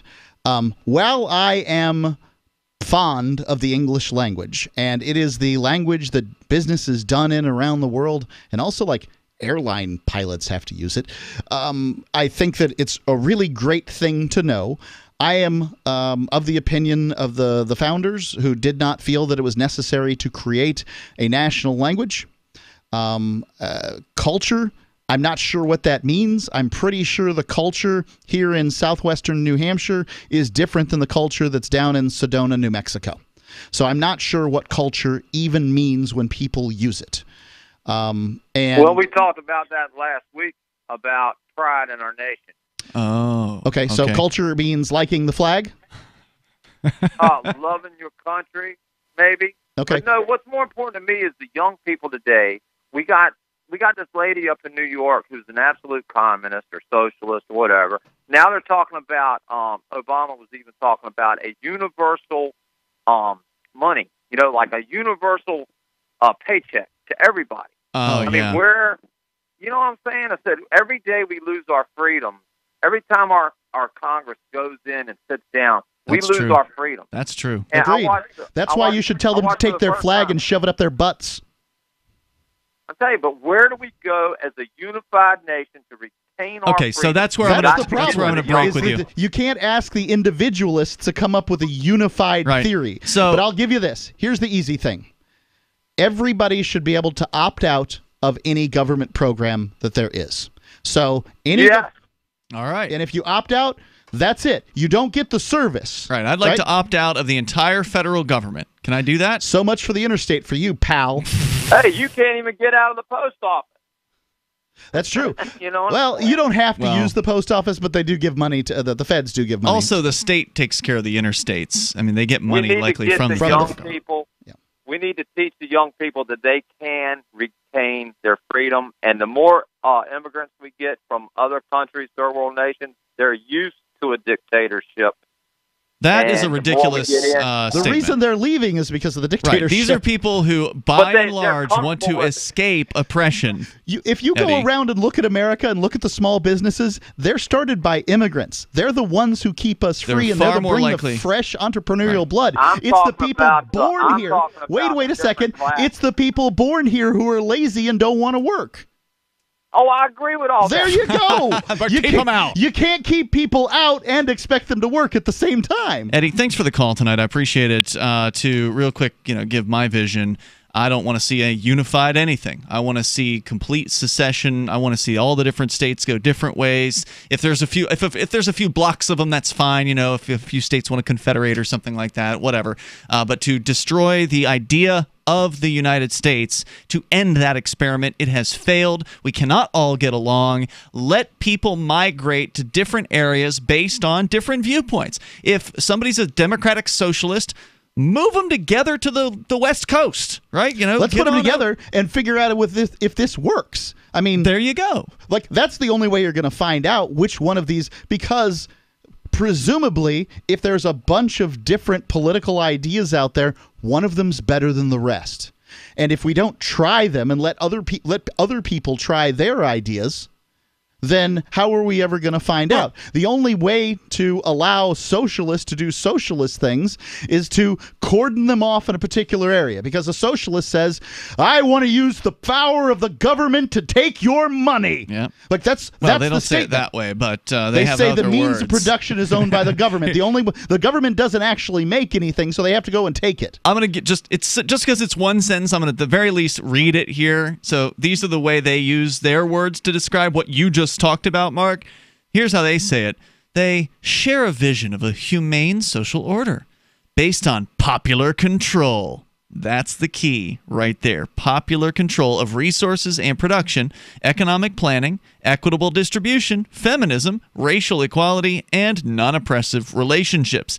Now, you cannot have a non-oppressive relationship at the same time as having the thing they call here popular control of resources and production, because in order to have popular control, by definition, you have to have oppression. Because if you have people who are controlling others because they have the majority of people in a particular geographic landmass, then the minority is being oppressed because they don't agree. They don't want to go along with it. They don't consent, but they will be forced to obey under any socialist system that's ever been proposed and that we've ever seen. Any statist system, the vast majority, you take 9,000 years of history, you look at it and you say, okay, let's look and see who's running the government, who's in control, and then you compare them from a wealth standpoint with their neighbors. And you will find over and over again a percentile at something like 99%. Because there's always that 1% that's like, I'm of the people. I will live in a shack and drive a Volkswagen Beetle, right? There's always that guy. And, thank goodness for that guy. But, the rest of it, they're doing better than you because... well, they control the spending. Indeed. Let's go back to your calls and thoughts here. We got Sonny on the line listening to WIBC in Indianapolis. Go ahead, Sonny. Hey, guys. Thanks for taking my call. Yes, sir. You're on the air. I love your show. I don't agree all the time, but okay. I do enjoy it. You guys do a good job. All right, go ahead. But anyways, I want to talk about socialism, and the basic difference. What we're talking about here is from a social spending as opposed to socialism as a economic theory. And like Hitler believed in economic theory of control and redistribution. And then you got what today's European socialist, which is a free market capitalist, which taxes more and spends more on social programs. Yep. You know, and this democratic social platform has hints of a economic theory, which makes it more scary, more like Cuba, Venezuela. Yep. But they try to apply this as a theory. Yeah, to be And clear, that, not every democratic social socialist adheres to this particular platform. This is just one of the groups, but this is the one that they wrote the article about. That's true. Sonny, thank you for the call tonight, man. I definitely appreciate hearing from you. The toll-free number here is 855-450-FREE, like freedom.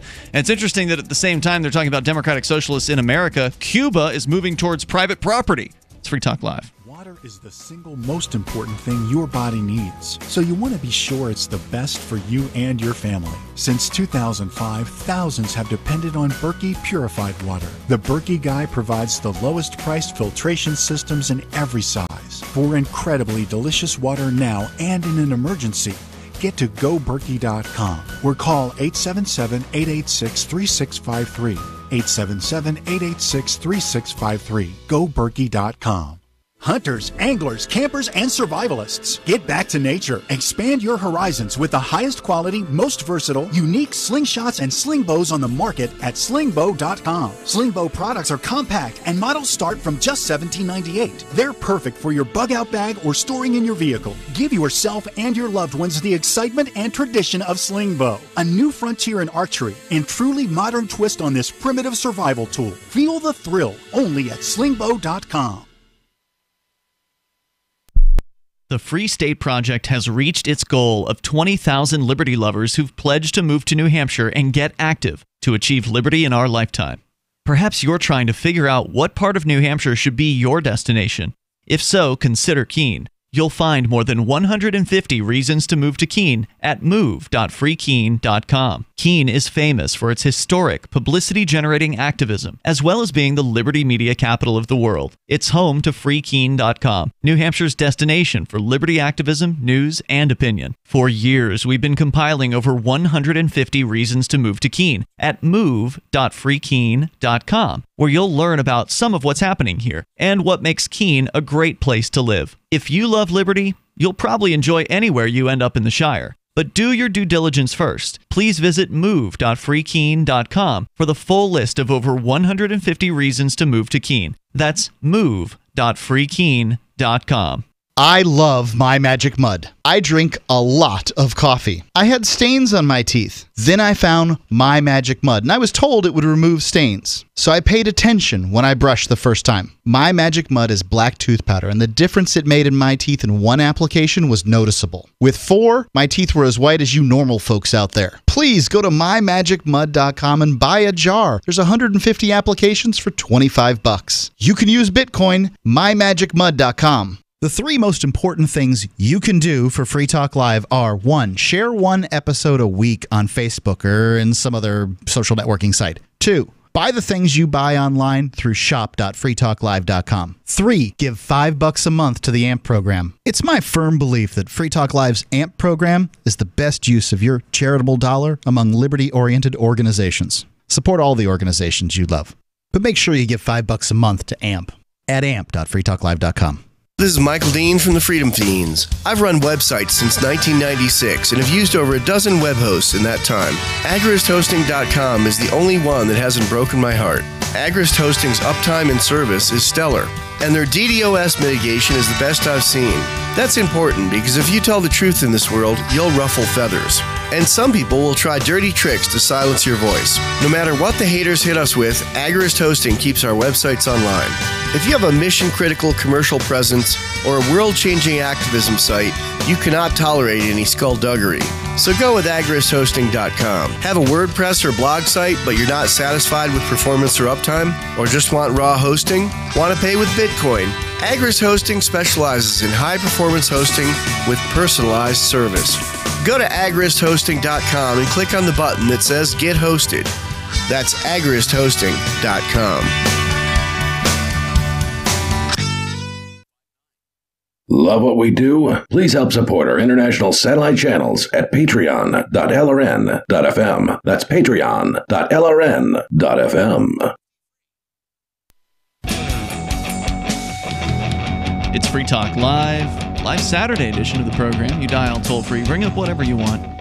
Our number is 855-450-FREE. The Democratic Socialists of America, according to the AP, they're on the rise in the United States. But what does it actually mean to be a so-called Democratic Socialist? Ian and Mark in the studio here. I do want to let you know that Anarchapulco, it's on the distant horizon. About 6 months away from now. It's going to happen. I'm excited. In February of 2019, right in the middle of winter.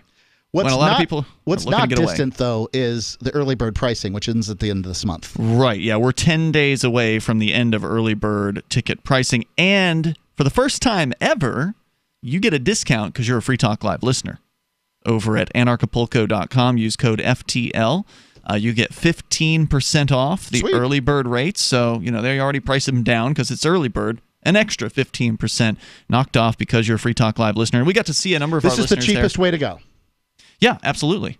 We got to see a number of our listeners there this year and maybe a few the previous year. Quite a few who had driven down to Acapulco, which I was kind of surprised It's a long drive, maybe about a day if you do it straight through. But they all remarked at how safe it was. But you can do it also if you don't have a passport that way. So that's one way you can get down to Acapulco if you don't have a passport. What do you mean? You drive down. You have to have a passport if you're flying in. Okay. But you don't have to have one driving through. Huh. Yeah. So, so passports should not hold you back from this event. This is an amazing event. It is the largest gathering in the world today of free thinkers, voluntarists, libertarians, and ANCAPs. And again, it happens in Acapulco, Mexico, February 14th through the 19th. Great lineup of speakers, including, yes, that's right, Ron Paul is coming back. They got Judge Napolitano coming down for the first time this, at least that I've seen, this coming year. Doug Casey, Larkin Rose, and what will likely be dozens more. There were a lot of speakers there this year. I'm sure many to be announced at this point. Still pretty early on. Great. And that's what the whole early bird ticket thing is. They don't usually have the whole roster of speakers, lined up, and so you're expecting to just have a good time, and it's going to be a fun event. It is going to be a fun event. We had a great time. The reason that we continue to hook up with them, by the way, they don't pay us. They do not pay us for this. We get hotel, I think. Hotel and travel. Yeah. Hotel and travel, and that's great. It's awesome, but they're not giving us. They're not cutting some huge check. Nope, because it is that good of an event. Anarchapulco.com, code FTL, get you the 15% off the early bird. Again, you get 10 more days to get those. So go grab them up. As we continue here with, let's talk to Mark. He's in Vicksburg, Mississippi, listening to WVBG. Hello, Mark. Hey guys, how you doing? What's on your mind tonight?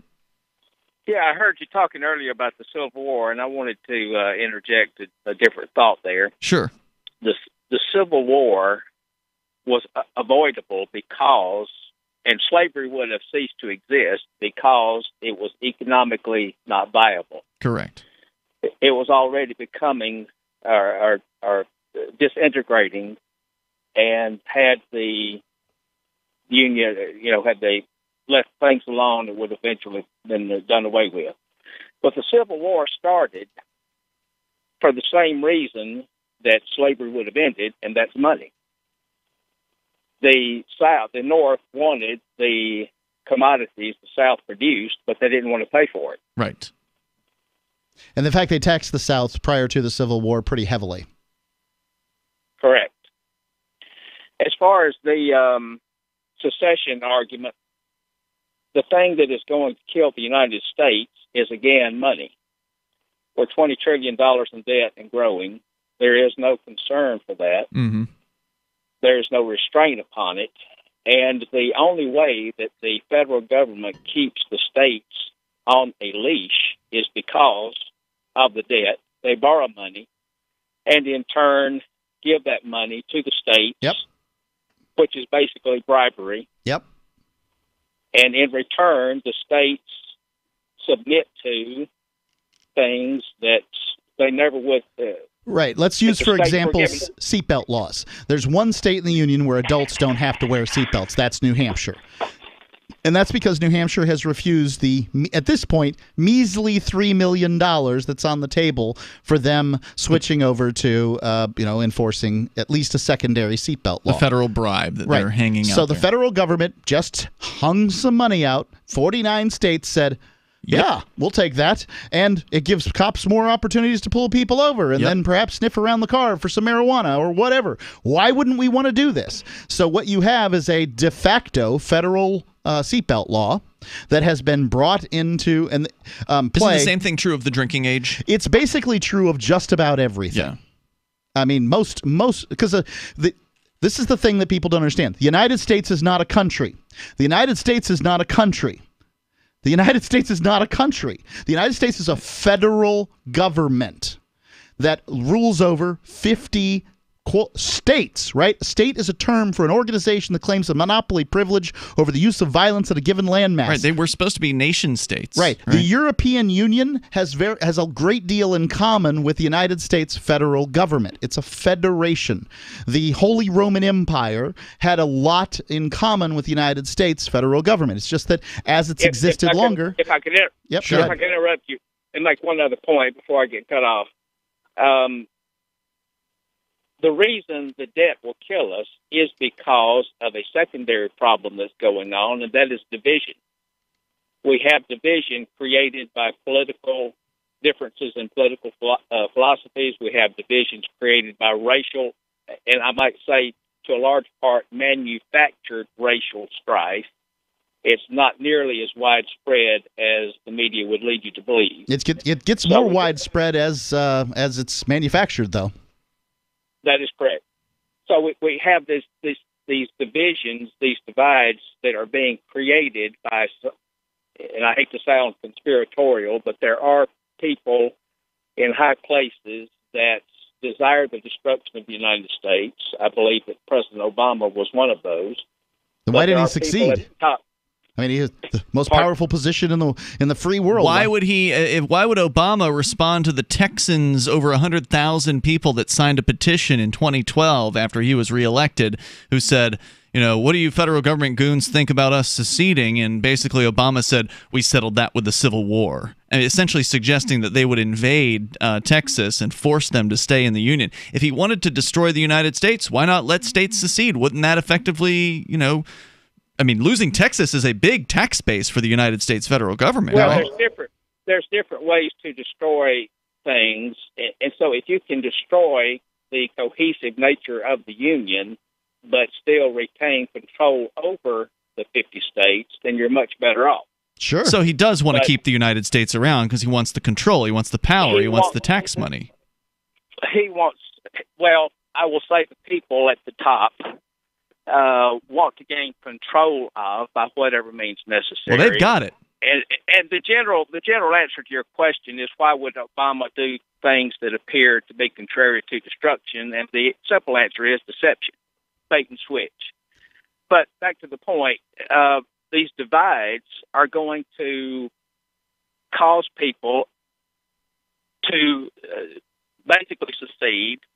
The Russians some time ago did a study believing and came to the conclusion that the United States would in fact break apart. The West Coast would... Man, can we get some funding from the Russians to do this? Because that would really help the secession movement. They don't have much money. Mark, thank you for the call tonight. I appreciate hearing from you. The toll-free number here is 855-450, free like freedom. Statists want state power. Mm-hmm. Yeah. Obama was a statist. Just like Bush. He wanted state power, and he had it. And I don't think he wanted to destroy America. I think he wanted to increase the power of the presidency. Just like Bush. Increase the power of the executive under the mantle of the Union. The flag doesn't stand for freedom. No, it's the state flag. It stands for the government. It's not a state flag in the sense that it's a state government flag. But yeah, I understand what you're saying. The state, as in the idea. It stands for allegiance to a republic, not to freedom. Sorry. I mean, I guess I just disagree. Yeah. The toll-free number I here. agree with everything else he said. Yeah. 855-450, free like freedom. If you want to join us, Democratic Socialists on the rise, according to the Associated Press. We'll tell you more about that story And your calls and thoughts are welcome. You can take control of the airwaves. Our number, 855-450-FREE, like freedom. Also, Skype username LRN.FM. Or join our Discord chat at discord.lrn.fm. This is Free Talk Live. Does your dog itch, scratch, stink, or shed like crazy? Come to Dynavite for help. Order a 90-day supply of Dynavite. Dynavite is nutrition. Pick up 2 bottles of Lico Chops. Get the 3rd bottle free. New improved Lico Chops with omega-3, omega-6, vitamin E. And now, 6 extra direct-fed microbials. Even better for the digestive tract and immune system. Try Lico Chops. Buy 2, get 1 free. At Dynavite.com. DINOVITE.com. The Bitcoin.com wallet is a simple and powerful full-featured wallet that allows you to send and receive Bitcoin, BTC, and Bitcoin Cash, BCH, with anyone, anywhere in the world. It supports both single and multi-signature wallets and is available in multiple languages. The Bitcoin.com wallet is available on Windows, Linux, Mac, Android, and iOS devices. Use the Bitcoin.com wallet to buy, send, store, and receive both Bitcoin, BTC, and Bitcoin Cash, BCH. Learn more at wallet.bitcoin.com. That's wallet.bitcoin.com. This is Jessica Armand, founder of My Magic Mud. Our team helped organize a successful effort to remove fluoride from our city's water supply. This is our passion. My Magic Mud Oral Care purifies and brightens your smile naturally. GCN listeners, please support my family business by purchasing our products from your local health food store. We're also available at CVS Pharmacy, or visit us at mymagicmud.com and take 10% off now with coupon code GCN10. Broadcasting to over 1,000 radio stations, GCN programming is in all of the largest markets. A GCN advertising career could be the business opportunity you've been waiting for. Companies need hardworking representatives just like you to handle their needs, while you earn residual income which can last for years. Companies are buying and they need you. Email advertise@gcnlive.com or call 877-996-4327. That's 877-996-4327. Is spreading the message of liberty, cryptocurrency, and peace around the globe worth $2 per month to you? As you may already know, in addition to our internet feed, LRN.FM broadcasts on free-to-air satellite across North and Central America, as well as Sub-Saharan Africa. And we've been available on satellite for free 24/7 since 2010. The LRN.FM free-to-air satellite signal is reaching some of the most oppressive regimes in the world, and there's no doubt our ideas are making an impact. You can learn more about the channel's impact by watching the 3-minute video at fund.lrn.fm. If you'd like to help free minds globally with our ideas of liberty, cryptocurrency, and peace, you can donate as little as $2 per month via fund.lrn.fm.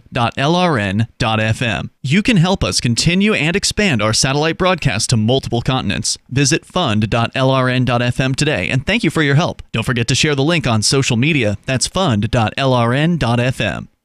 Did you know you can watch Free Talk Live during our live show 7 days a week from 7 to 10 p.m. Eastern via our studio cams at cam.freetalklive.com? Plus, you can chat with other listeners while you watch, all totally free. Now that our live video stream is hosted by YouTube, our video archives will be online even faster, so be sure to subscribe to our YouTube channel.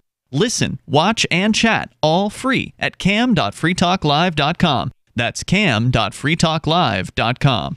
So you've signed the Shire Society Declaration and are planning your move to New Hampshire to be around more liberty-oriented people. Next, sign up for the Shire Society Forum at forum.shiresociety.com. There are a bunch of people there who are already in the Shire, and they want to meet you. If you're already in the Shire physically, you should also come by the forums. Remember, not everyone uses Facebook. New people are signing up for the Shire Society Forum every month, so drop in and say hello at forum.shiresociety.com. This is the Liberty Radio Network, broadcasting the latest liberty-oriented audio content 24 hours a day at LRN.FM.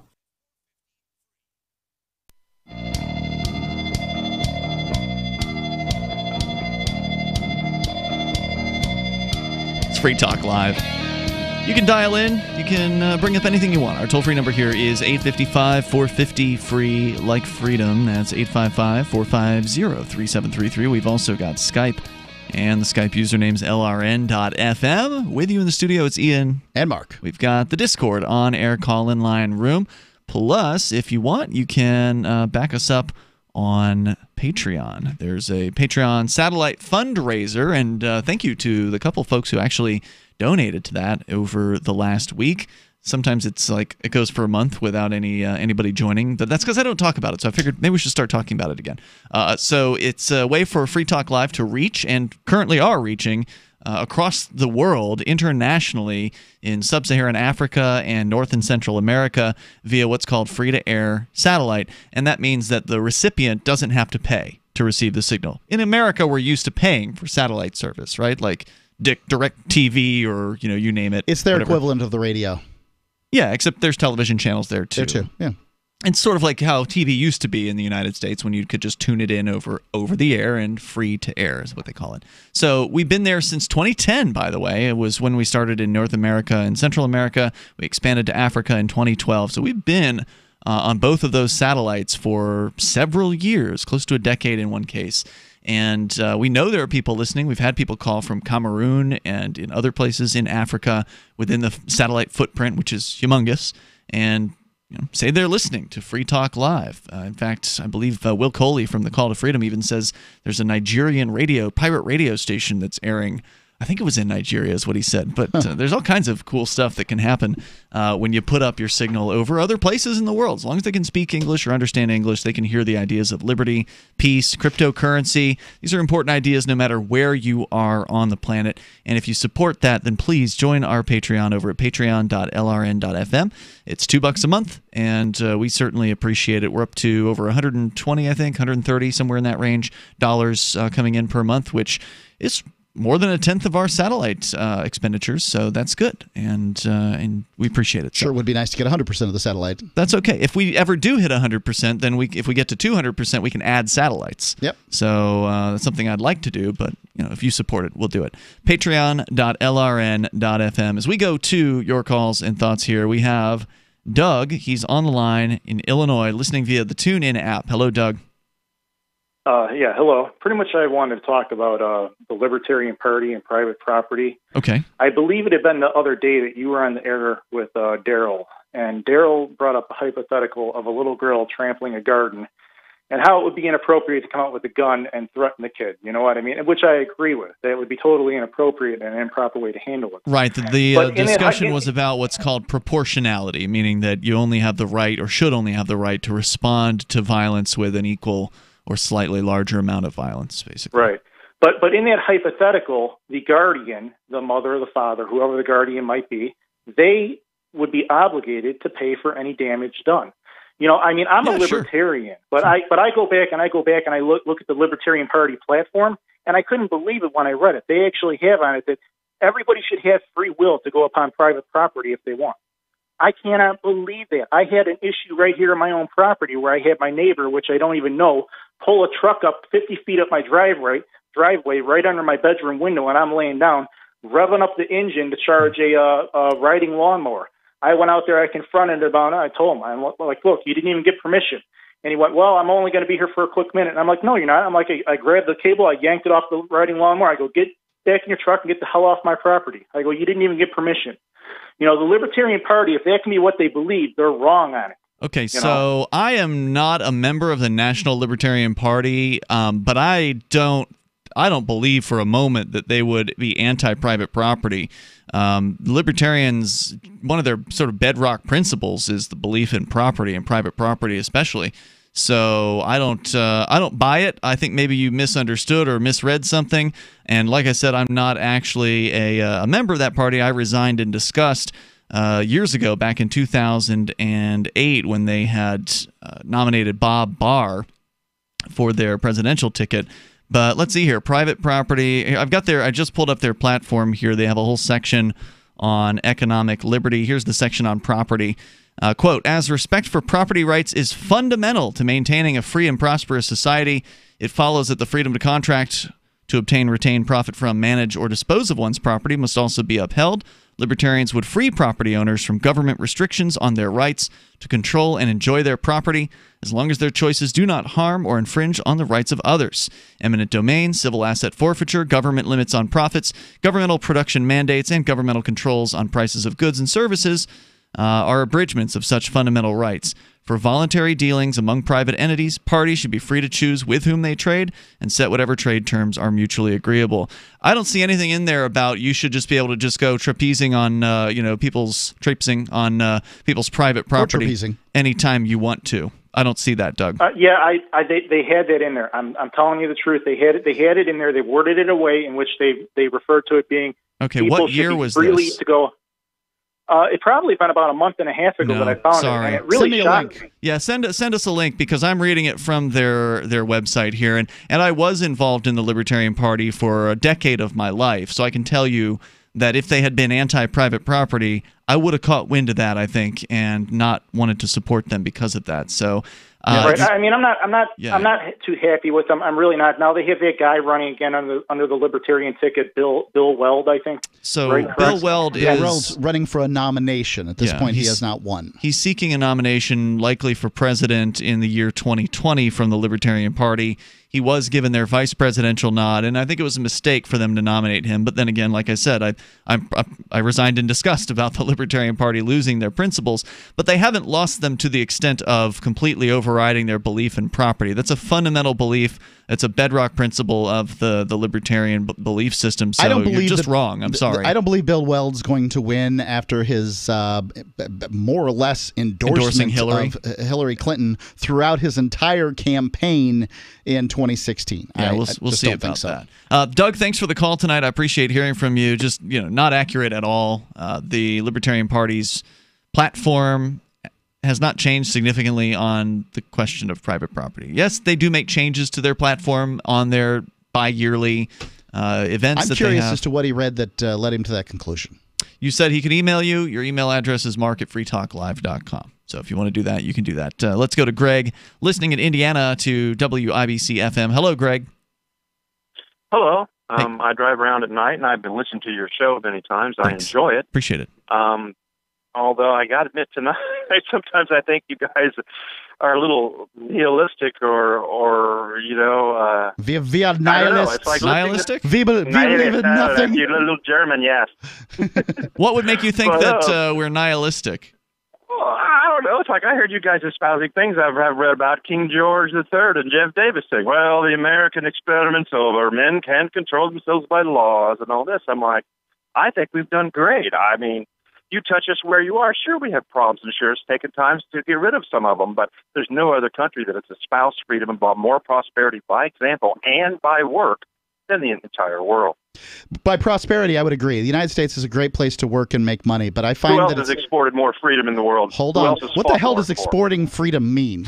I can explain to you. At the point of a gun? There's extreme parallels right now with say, President Trump and, say, President Reagan, the first gentleman I was able to vote for a month after I was 18. He went and, oh, my goodness, he was putting missiles and troops in Europe, and he's pressuring diplomatically, and he's helping the Polish fight against that. And he's going to Germany demanding that they get out and that they reunite Germany. And he went and said, hey, let's tear down some walls, Mr. Gorbachev. Things like that is exporting. Yeah, that's good stuff. Even if he's doing it through the CIA. Well, no, the CIA, do you think that the whole supporting the Contras against the Sandinistas was exporting freedom? That would be one example that isn't very good when you have so many better ones. Well, look,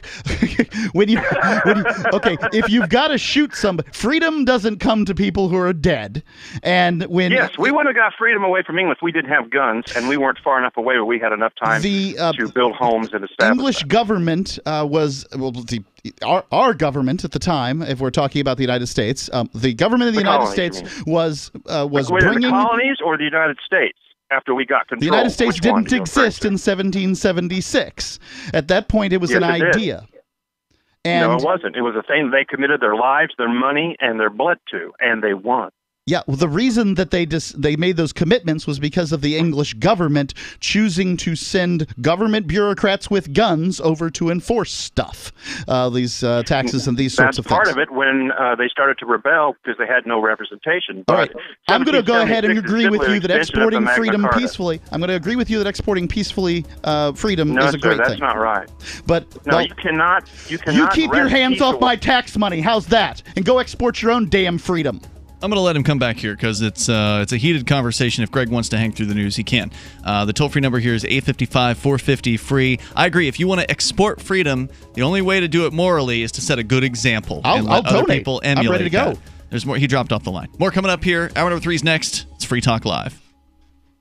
It's been said, any society is only 3 missed meals away from chaos. Those times may be near. Think about it. Our country faces multiple terrorist threats and aggressions from Russia and North Korea. Social unrest and violent marches yet again may lead to looting of stores and city shutdowns. And our crumbling infrastructure leaves our power grid vulnerable to long-term outages from a single cyber attack. When the chaos from any one of these threats arises, the government knows it can't provide during a widespread national emergency. That's why you need your own plan for self-reliance. That's where My Patriot Supply comes in. Get a 4-week survival food supply for only $99. That includes breakfast, lunches, and dinners. Order online at preparewithgcn.com. $99 for 4 weeks of survival food that tastes like homemade cooking and lasts up to 25 years. From My Patriot Supply. Get your kits today at preparewithgcn.com. Free shipping is included. Preparewithgcn.com.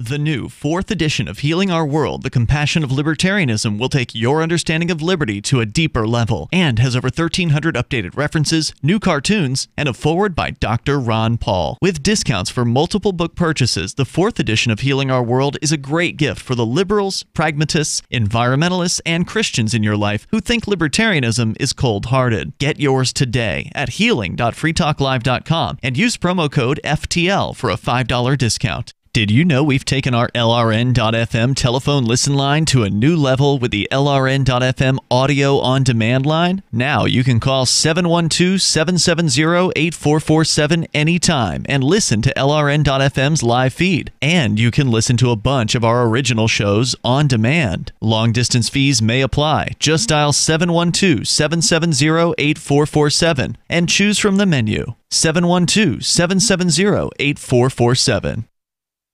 You're listening to the live edition of Free Talk Live. Hour number 3 is next after the news here on the Liberty Radio Network at LRN.FM.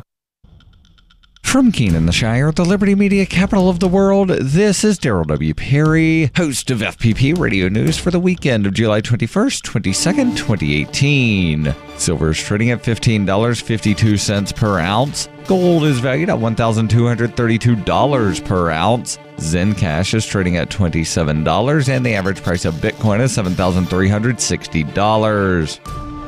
Antiwar.com reports with the Syrian rebel factions having been defeated or negotiated surrender deals, the first rebels from the territory around the frontier with the Israeli-occupied Golan Heights have started to evacuate the area, heading north to the rebel-held Idlib province. Various rebel-held cities, towns, and villages all accepted roughly the same deal negotiated by the Russians. Under the deal, rebel factions agreed to either submit to government rule, disarming and remaining where they are, or evacuate into the north. Buses arrived in the southern part of the Quneitra province on Friday and started loading up both rebels and any civilians that wanted to leave, departing for the north. Exactly how many fled is not entirely clear. Reuters, however, reported that from the Israeli-held side of the frontier, they could see large numbers of cars and trucks packed with people withdrawing from a village on the Syrian side. This withdrawal leaves just a handful of towns held by the Islamic State along the southern border outside of government control and presumably the next targets of the offensive.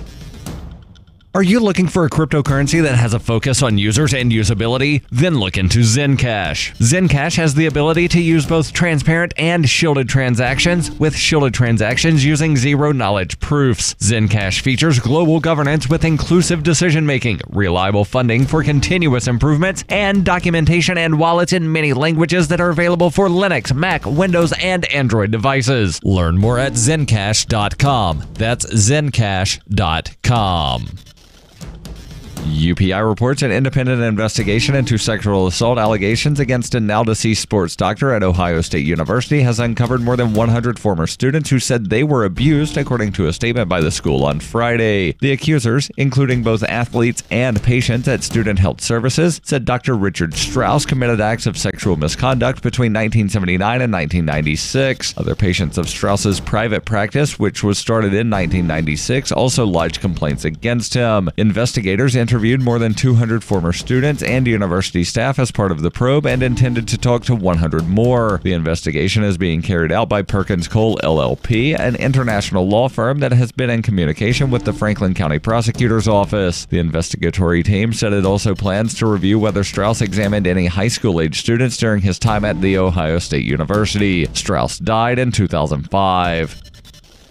You can support FPP Radio by joining the Fans program. Fans are friends, allies, and numerous supporters. Fans help FPP afford to produce more original content. You can join the Fans program for as little as $1 per month through Patreon and get perks like ad-free versions of FPP Radio News and Peace, Love, Liberty Radio. To learn more or to join the Fans program, visit fans.fppradio.com.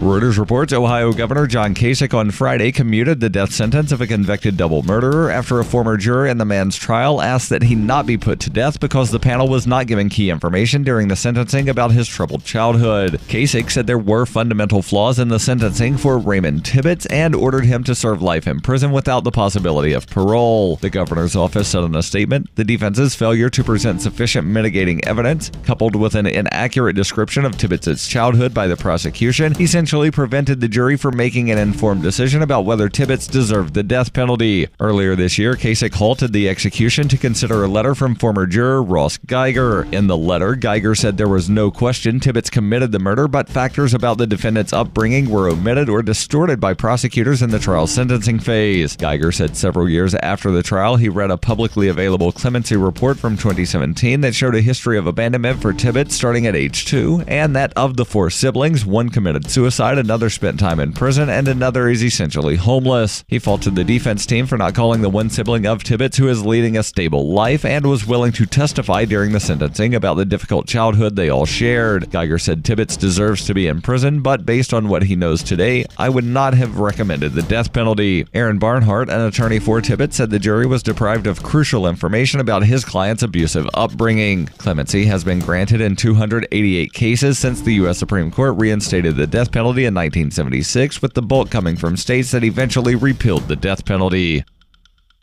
This has been FPP Radio News, online at fppradio.com.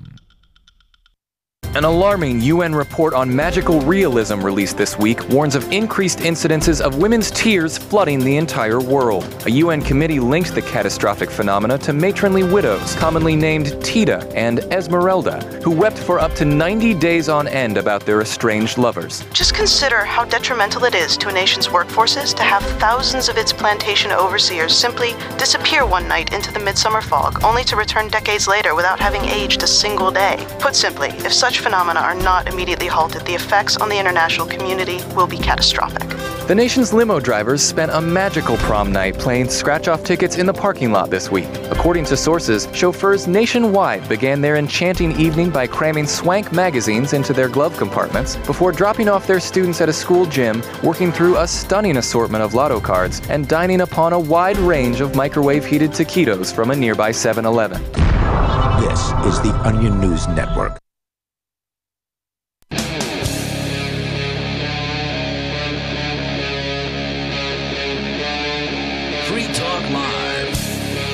It's Free Talk Live. We're launching into the third hour of the program. As always, you are invited to join us on the radio. Our number is 855-450-FREE, like freedom. That's 855-450-3733. Joining you in the studio tonight, it's Ian. And Mark. We've been talking about, off and on, the Democratic Socialists of America, the Associated Press, running a big story on them today. And feature-length kind of story talking about how their membership numbers are on the rise, dramatic increase, like an 8-fold increase in the last few years. Since Trump, they say it has increased the interest in people going even further and coming out publicly as socialists, going even further to the left. We'll go to your calls and thoughts, then a little bit more here from the AP story. Let's talk to David. He's in New Mexico. David, you're on Free Talk Live on via Skype. Is the wind hitting the microphone? It was there for a moment, but now that you started talking, it's cutting it out. Go ahead. Yeah, you caught me by surprise. Let me walk out of the wind here while I'm talking to you. I've lived in New Mexico, and I've lived in Sedona, Arizona, but I've never lived in Sedona, New Mexico. Where is that, Mark? Oh, I'm sorry. That's the problem with live radio. Sometimes you just say things. I've been to Sedona, Sedona, Arizona, and it came to mind when I said that. And pardon me if I offended all the good people of New Mexico and all those people in Sedona. What were you calling about tonight? I originally was going to call about what I want to talk about, but I'll fit into your conversation. The switching pages here. I was reading a document that kind of gives you a bunch of answers that everybody knows, but nobody really employs or deploys, and I don't know why, because it gives you the answer to the questions you've been asking, or many of the questions you've been answering, and it's very brief, actually. It's the when in the course of human events thing, and it goes down to the point where we hold these truths to be self-evident. Unalienable rights, life, all men liberty, are created equal. That they're endowed with unalienable rights. Pursuit You're talking of about happiness. the Declaration of Independence here? Yes, that's what it is. Yeah, and then you in a different conversation, you can go on and combine that with the Constitution, as I like to do. I see them as one document that work hand in hand. But it says this one sentence basically. It says governments are instituted among men, deriving their just powers from the consent of the government.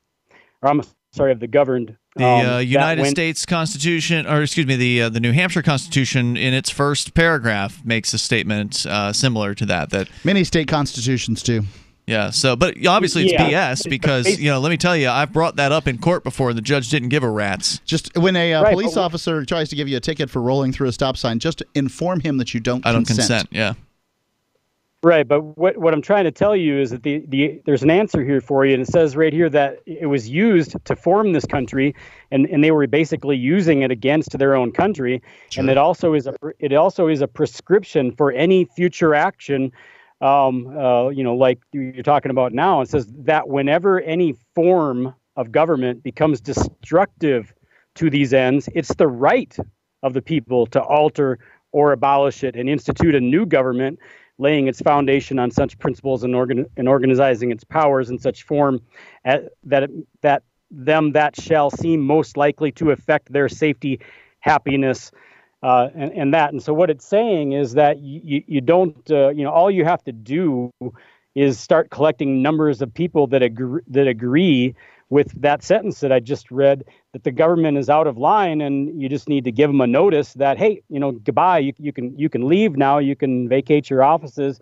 because we're throwing you off. And if you have a sufficient percentage of the population that will say that right along with you, there doesn't need to be any violence. Once you get agree. to what I've suggested on the air tonight is that people be able to opt out of individual government programs. The United States government, all governments, are service organizations. Well, purportedly. Purported service organizations. But they don't act like other service organizations. They're monopoly service organizations, and they provide services, and maybe I want to use the interstate system, and I don't want to use the whatever you pick, the government program, maybe whatever it is.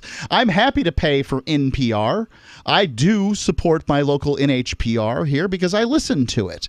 But that's how they should be. They should be funded by users. David, thanks for the call tonight. I appreciate hearing from you. The toll-free number is 855-450, free like freedom. That's 855-450-3733. I do have a caveat to that real quick. Yeah. I believe that if you create a creator is then possesses the things that they create.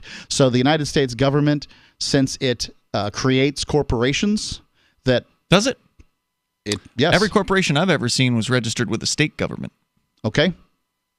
Is there a federal corporate registry? I don't know that there is. Basically, at this point, the states have their mandates from the federal government, but sure. All right. As far as I'm concerned, you opt into whatever their structure is when you create a corporation, so their corporations could be taxed by whatever entity. So the state or whatever organization issues the corporation, then fine.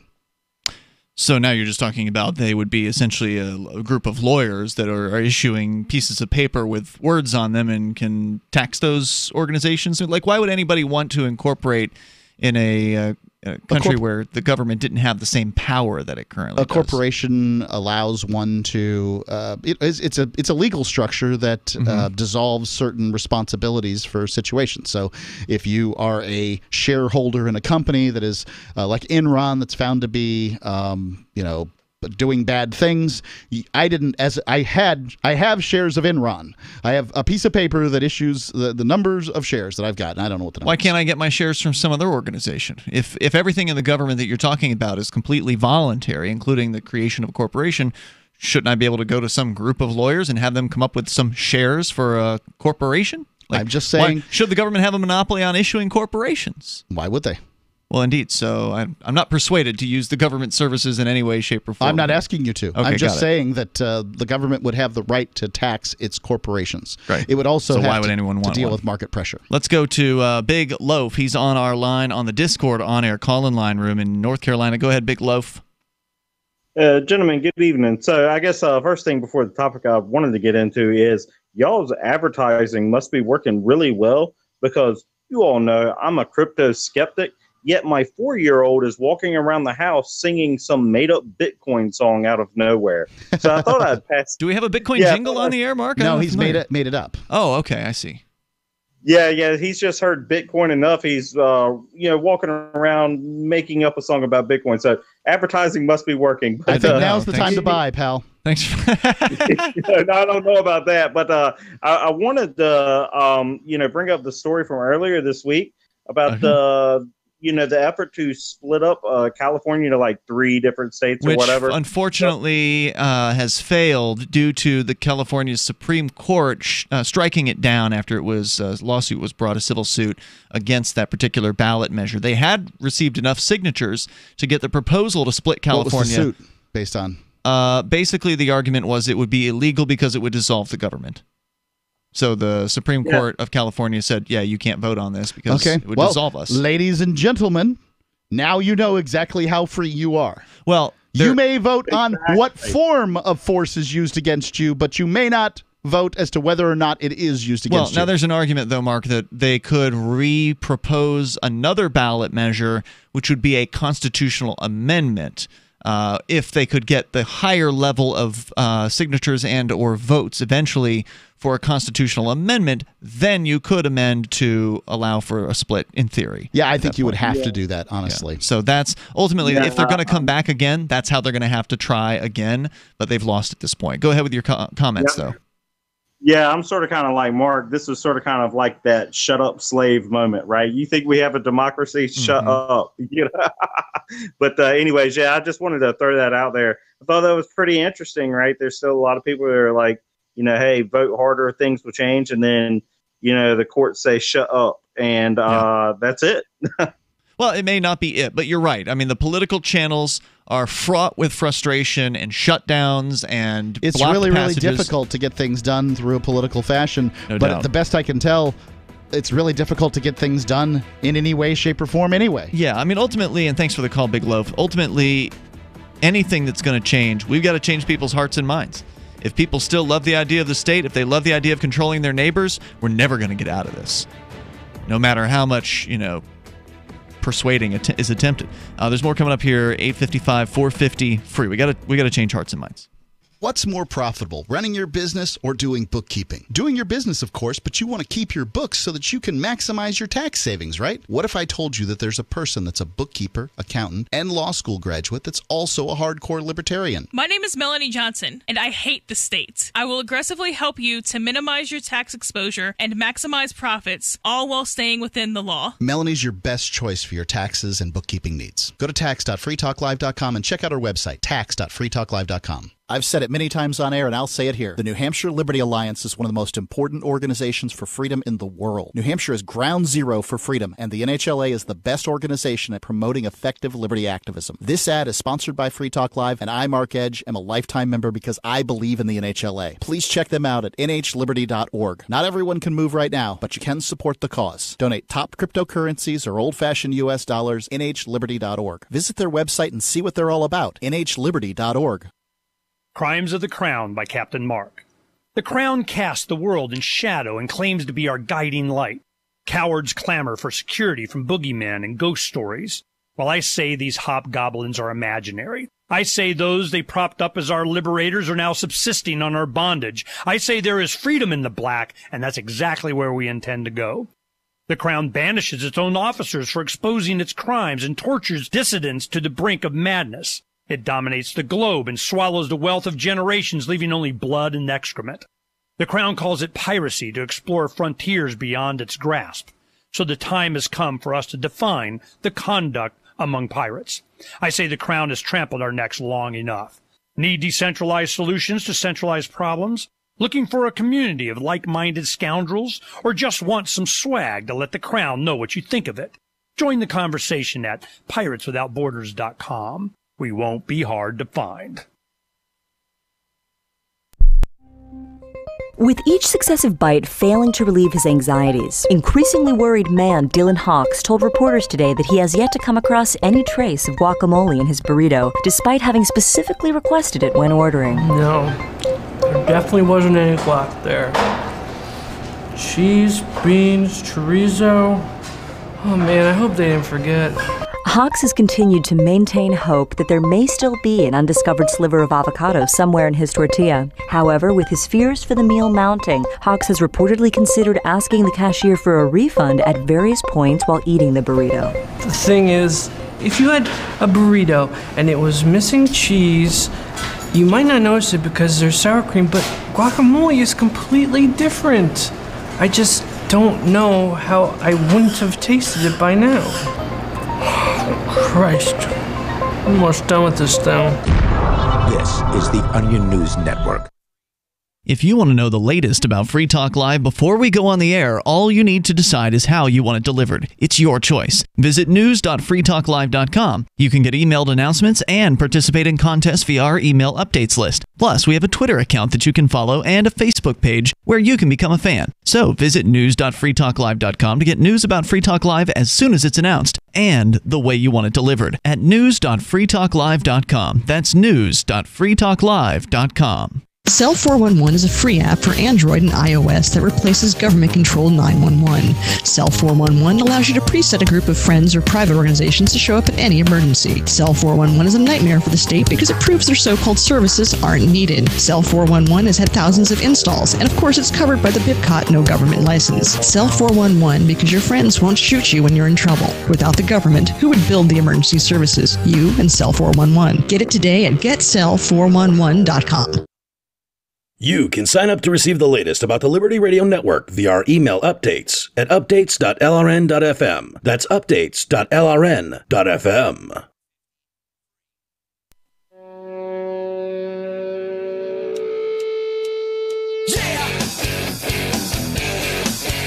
Hey, it is Free Talk Live, and you are invited here. You can join us on the radio, take control of the airwaves, bring up whatever's on your mind.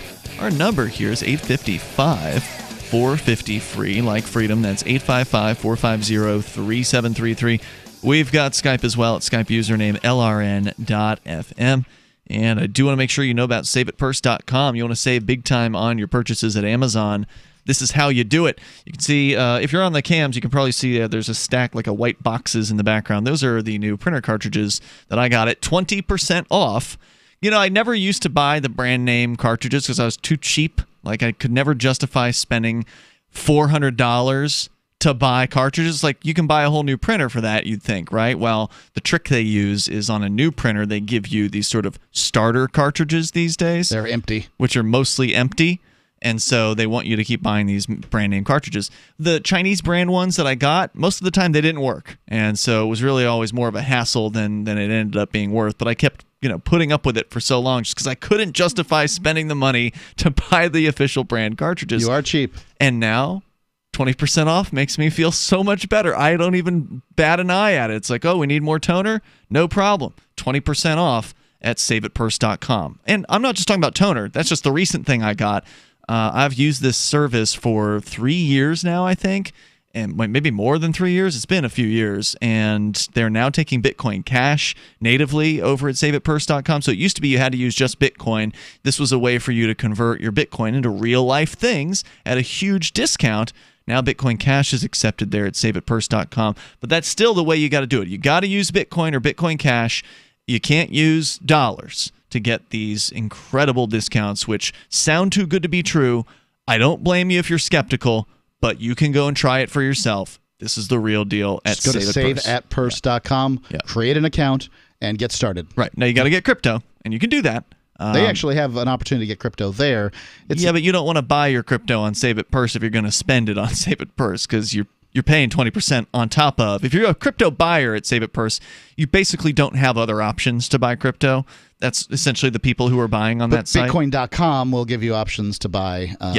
Better. And by the way, Bitcoin.com sponsored me in jiu-jitsu, and I will be going to my first tournament next week. Cool. This time. So check it out, saveitpurse.com. Let's get back into the story here about the did we still have Big Loaf? Did we get he's still there? No, we're done with him. Okay.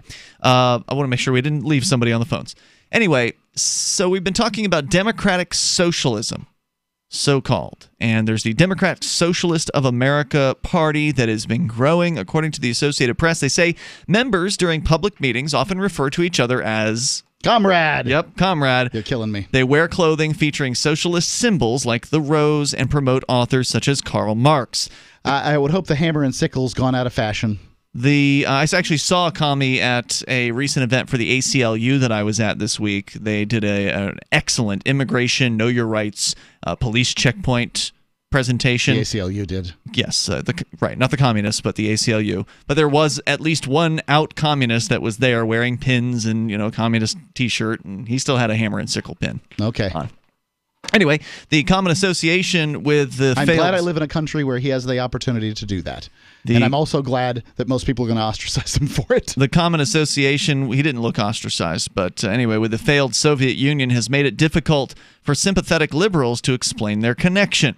Quote, I don't like the term socialist because people do associate that with bad things in history, said Kansas congressional candidate James Thompson, who is endorsed by the Democratic Socialists of America and campaigned alongside Bernie Sanders and Ms. Ocasio-Cortez, but is not a dues-paying Democratic Socialist. He says, quote, there's definitely a lot of their policies that closely align with mine. It's because he's a socialist. He's an Army veteran turned civil rights attorney and is running again after narrowly losing a special election last year to fill the seat vacated by Secretary of State Mike Pompeo.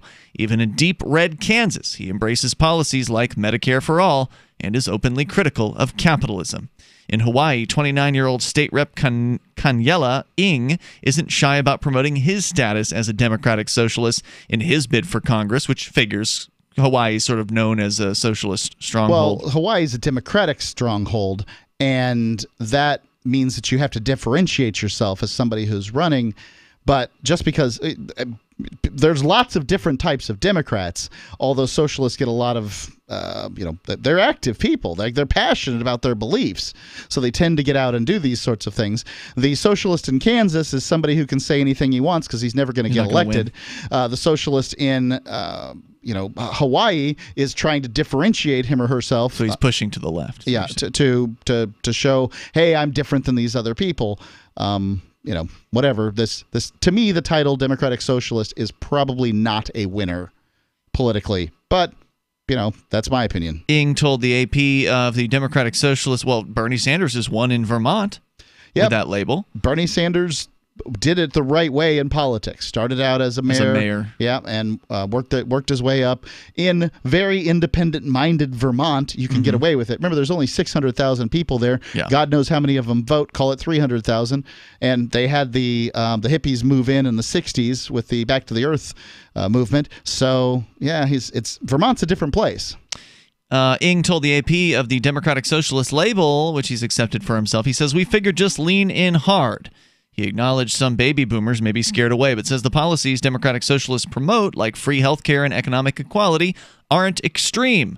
Well, and by that he means people want that stuff. Who doesn't want free stuff? Economic equality is this real buzzword. So, in the last 30 years, CEO pay has gone blah, blah, blah. Well, what difference does CEO pay matter for your pay?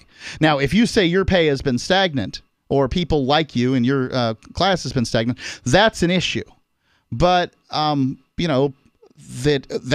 the paycheck. It also matters how far is your dollar going? How much are you buying with your dollar? That matters. What if, I don't know whether this is true, but there's certainly some economic evidence towards it.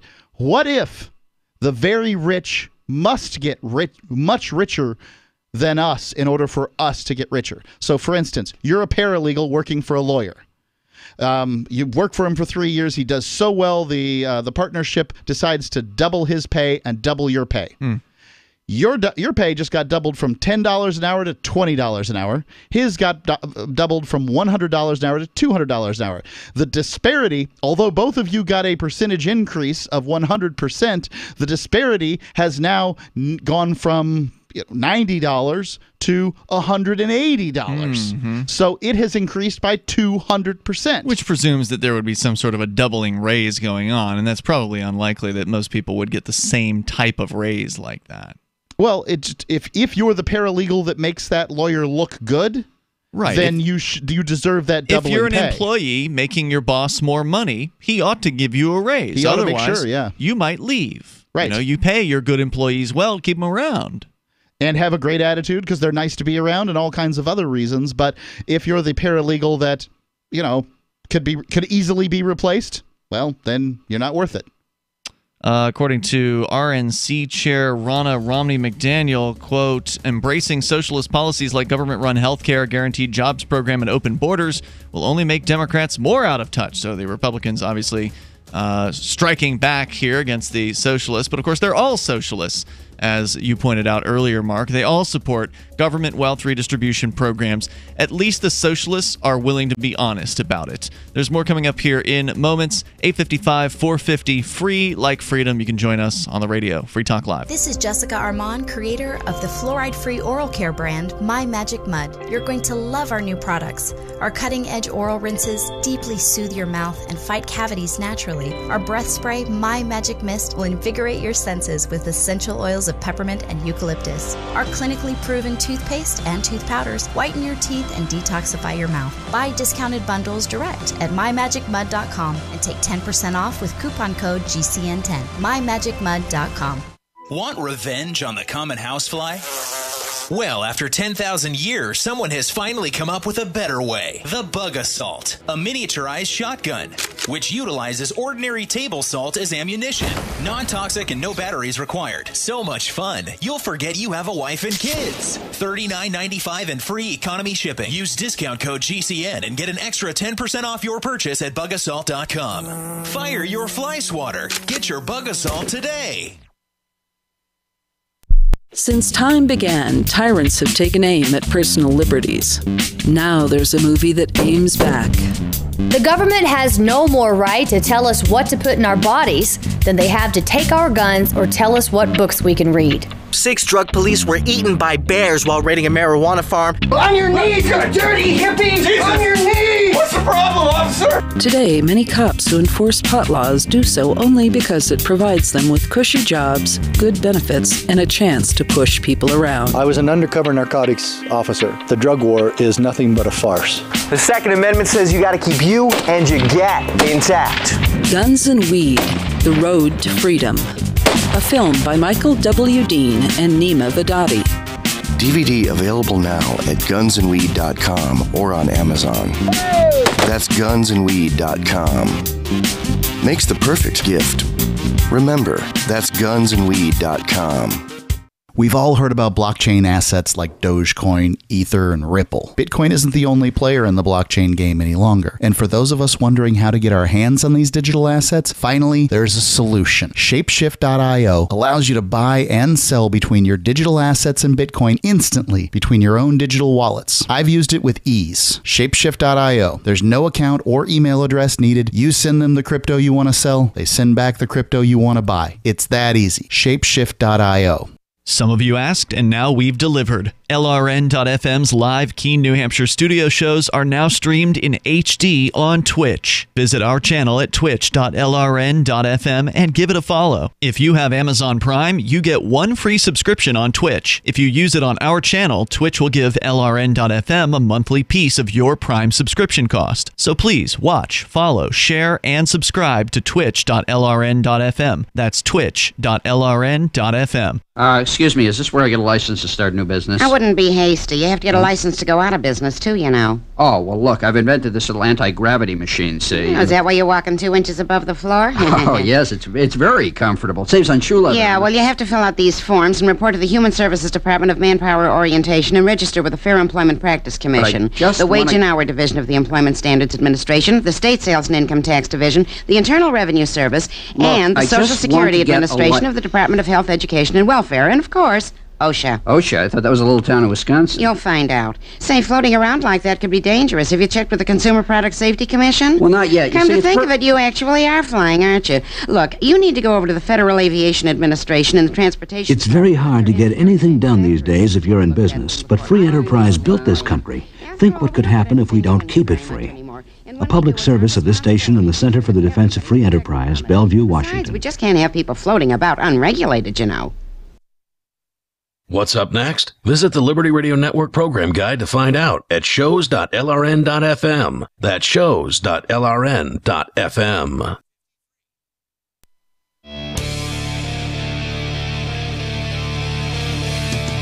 Free Talk Live Saturday edition of the show. You dial toll free to join us on the radio.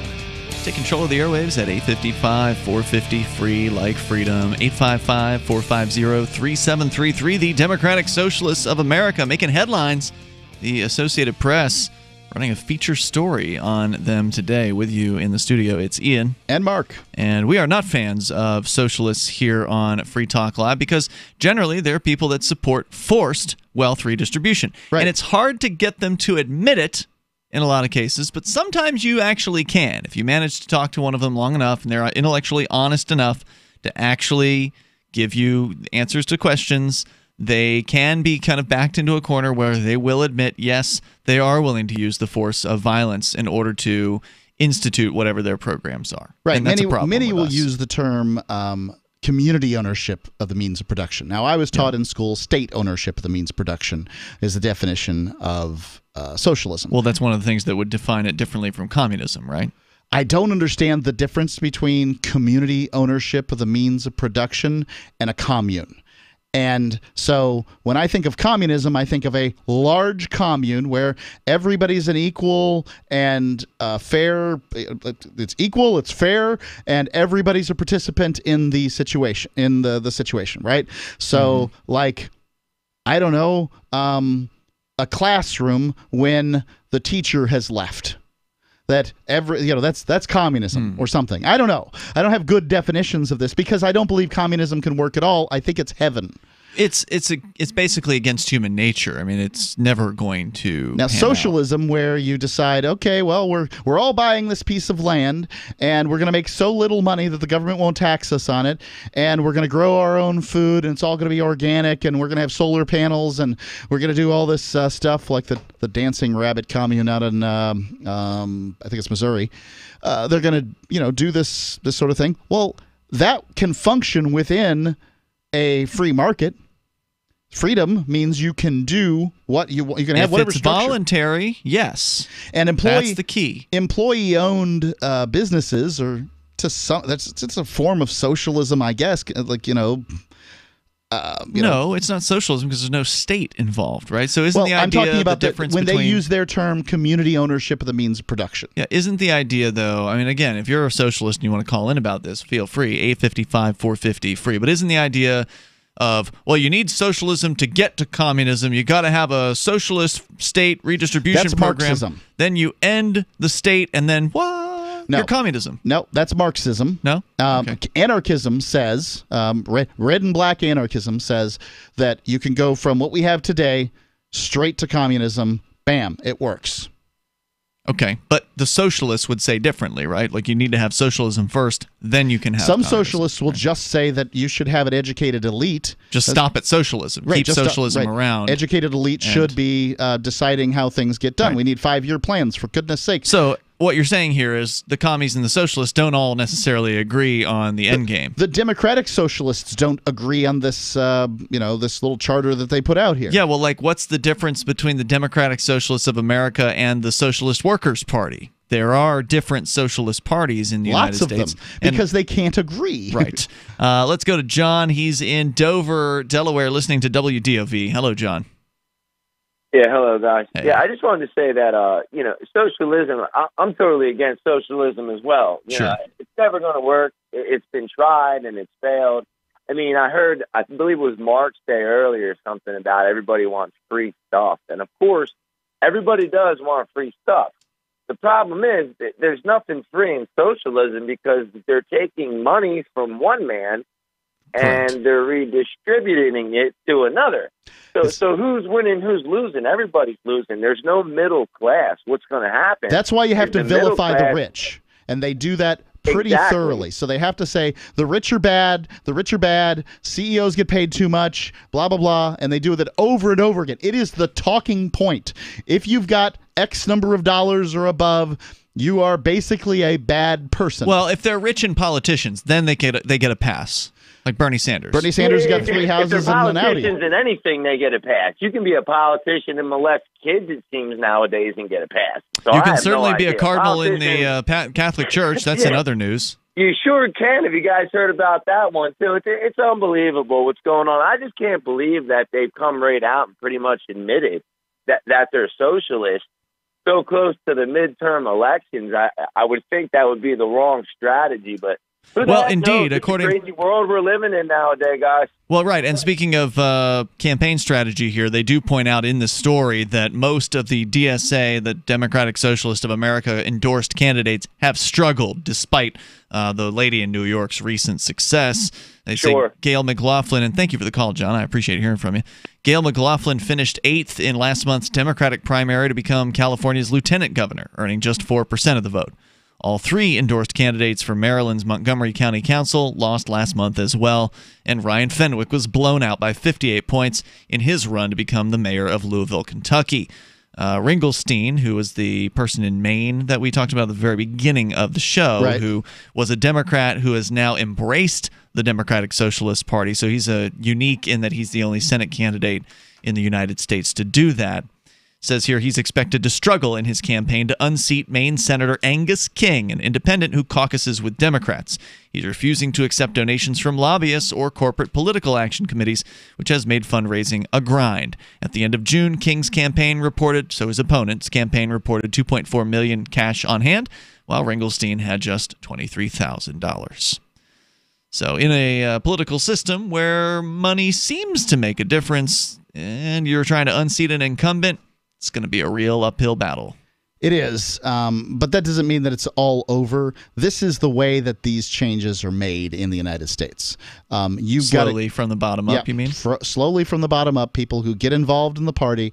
I don't think running against the incumbent is necessarily the way to do it, but it's putting Somebody's got to run against an incumbent somewhere. It's putting a little pressure on them, and that's not a bad thing. If you don't run against the incumbent, then they don't have to spend any money on people being involved in party politics. That seems to be what makes the biggest difference. Well, and I think one of the things that makes a difference is concentration of activism, which is what we've seen happening here in New Hampshire, where libertarians have been coming. The libertarians, the voluntarists, liberty-loving anarchists have been converging here in New Hampshire. They've been doing all kinds of political action. Many of them are running for political office, some as Republicans, some as Democrats, some as libertarians like myself and our other co-host, Daryl. Mark, you are in the Republican Party. You look confused. Yeah, weren't you running as the NH Liberty Party or something? Some kind of made-up party? All parties are made up. And the New Hampshire Liberty Party was something that Daryl and Conan and I, it was started by 3 Free Talk Live co-hosts. We started back in 2012 because at that time the Libertarian Party of New Hampshire was in just pathetic shape. And it was an embarrassment, and we wanted to have a principled alternative out there to provide some competition. ultimately Darrell ended up getting nominated and elected to chairman of the New Hampshire Libertarian Party, and he and Roger Paxton, who's also sometime co-host here on Free Talk Live, managed to really breathe a life back into the New Hampshire Libertarian Party. They have now left their seats. Darrell's still sort of on as the chairman emeritus, so like former chair. But Rogers, he's retired from politics at this point. So we'll see how the Libertarian Party continues to move forward within New Hampshire, but it's at a level that it hasn't been at in 2 decades here. There was a time in New Hampshire in the 1990s when the Libertarian Party actually had some seats in the State House, and we've now gotten Libertarians who are in the State House now. They were Republicans and Democrats, and they flipped, so they were not elected as Libertarians. Yeah. But 2 of the 3 are going to run again as Libertarians this year. And one of them has a chance. I would say at least one of them has a chance. So we'll see how it all ends up panning out. But in 2016, the Libertarian Party in New Hampshire did gain ballot access again. So we're actually on the same level as far as if you want to run in the state of New Hampshire as a state rep, it's $2 to file for a state rep candidate. Whereas for the Libertarians, it used to be you had to get a bunch of petition signatures and jump through hoops. Now it's only $2. So we're at the same level of as far as qualifications for office as the Republicans and Democrats. So we'll see how that pans out for the Libertarians this year. But it's nice to see. And the Libertarian Party of New Hampshire is the only of all the 50 states that has any state representatives that are Libertarians. We've got more than all the other 49 states combined here in New Hampshire. So concentrating activism works. We'll tell you a little bit more about how you can learn about that coming up. This November, I'll be running the world's biggest and most popular marathon, the New York City Marathon, as a member of Team Innocence Project. The Innocence Project was the first legal organization to systematically apply DNA testing to cases of wrongful convictions as a powerful tool to reveal innocence. So far in 2018, the Innocence Network has welcomed 32 wrongfully convicted people home from prison for crimes they did not commit and had a record-breaking 850 people unite in Memphis at their annual conference. The movement of freeing the innocent and reforming the criminal justice system is growing and would not be possible without your support. Together as 68 network organizations around the world, they've helped exonerate 513 people who spent a combined total of 7,804 years in prison. They've also worked together to pass over 150 laws in the U.S. to help prevent wrongful convictions. You can support the Innocence Project by going to run.freetalklive.com. That's run.freetalklive.com. What if Extendivite really works, but you find that hard to believe and you spend precious time looking for someone to say, just try it? I have my help today because of Extendivite, and if I did not take a leap of faith and try it, well, I would be on disability today. Take 1 bottle of Extendivite as suggested for 60 days to find out for yourself. No need to stop any other meds you may be on. You know by now that they are not working for you. Before the 60 days are up, I know that you will feel Extendivite working for you and will want to take another bottle. Life is too short. Get your Extendivite today. Extendivite is available in capsule or liquid form for just $69.95 for a 2-month supply. To get started, call 1-877-928-8822. That's 1-877-928-8822 or visit heartdrop.com.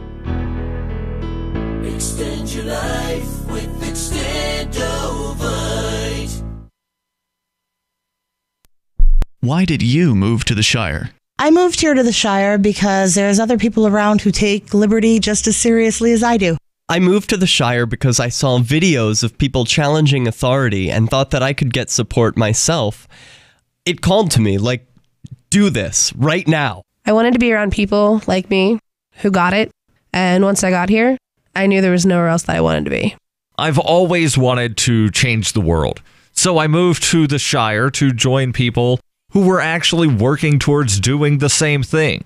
The people here are awesome, loving, and positive. It was for the adventure and for the feeling of something important is happening here, and I just wanted to come to sort of be part of that. Visit ShireSociety.com to read and sign the Shire Society Declaration and learn the reasons why, if you love liberty, you should immigrate to the Shire. Plus, add yourself to the Shire map at ShireSociety.com. That's ShireSociety.com.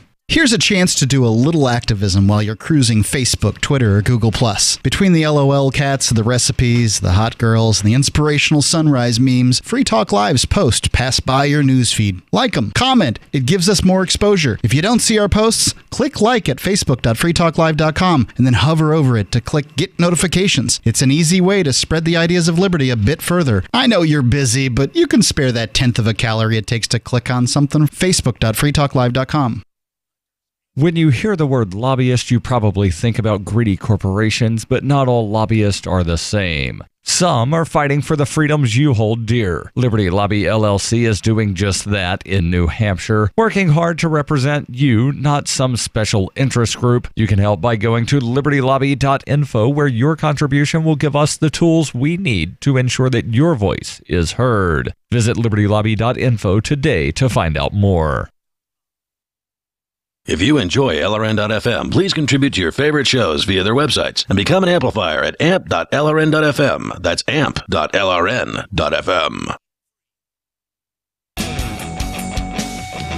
This is Free Talk Live. Moments remain, but there's enough time for you if you get on the line right now.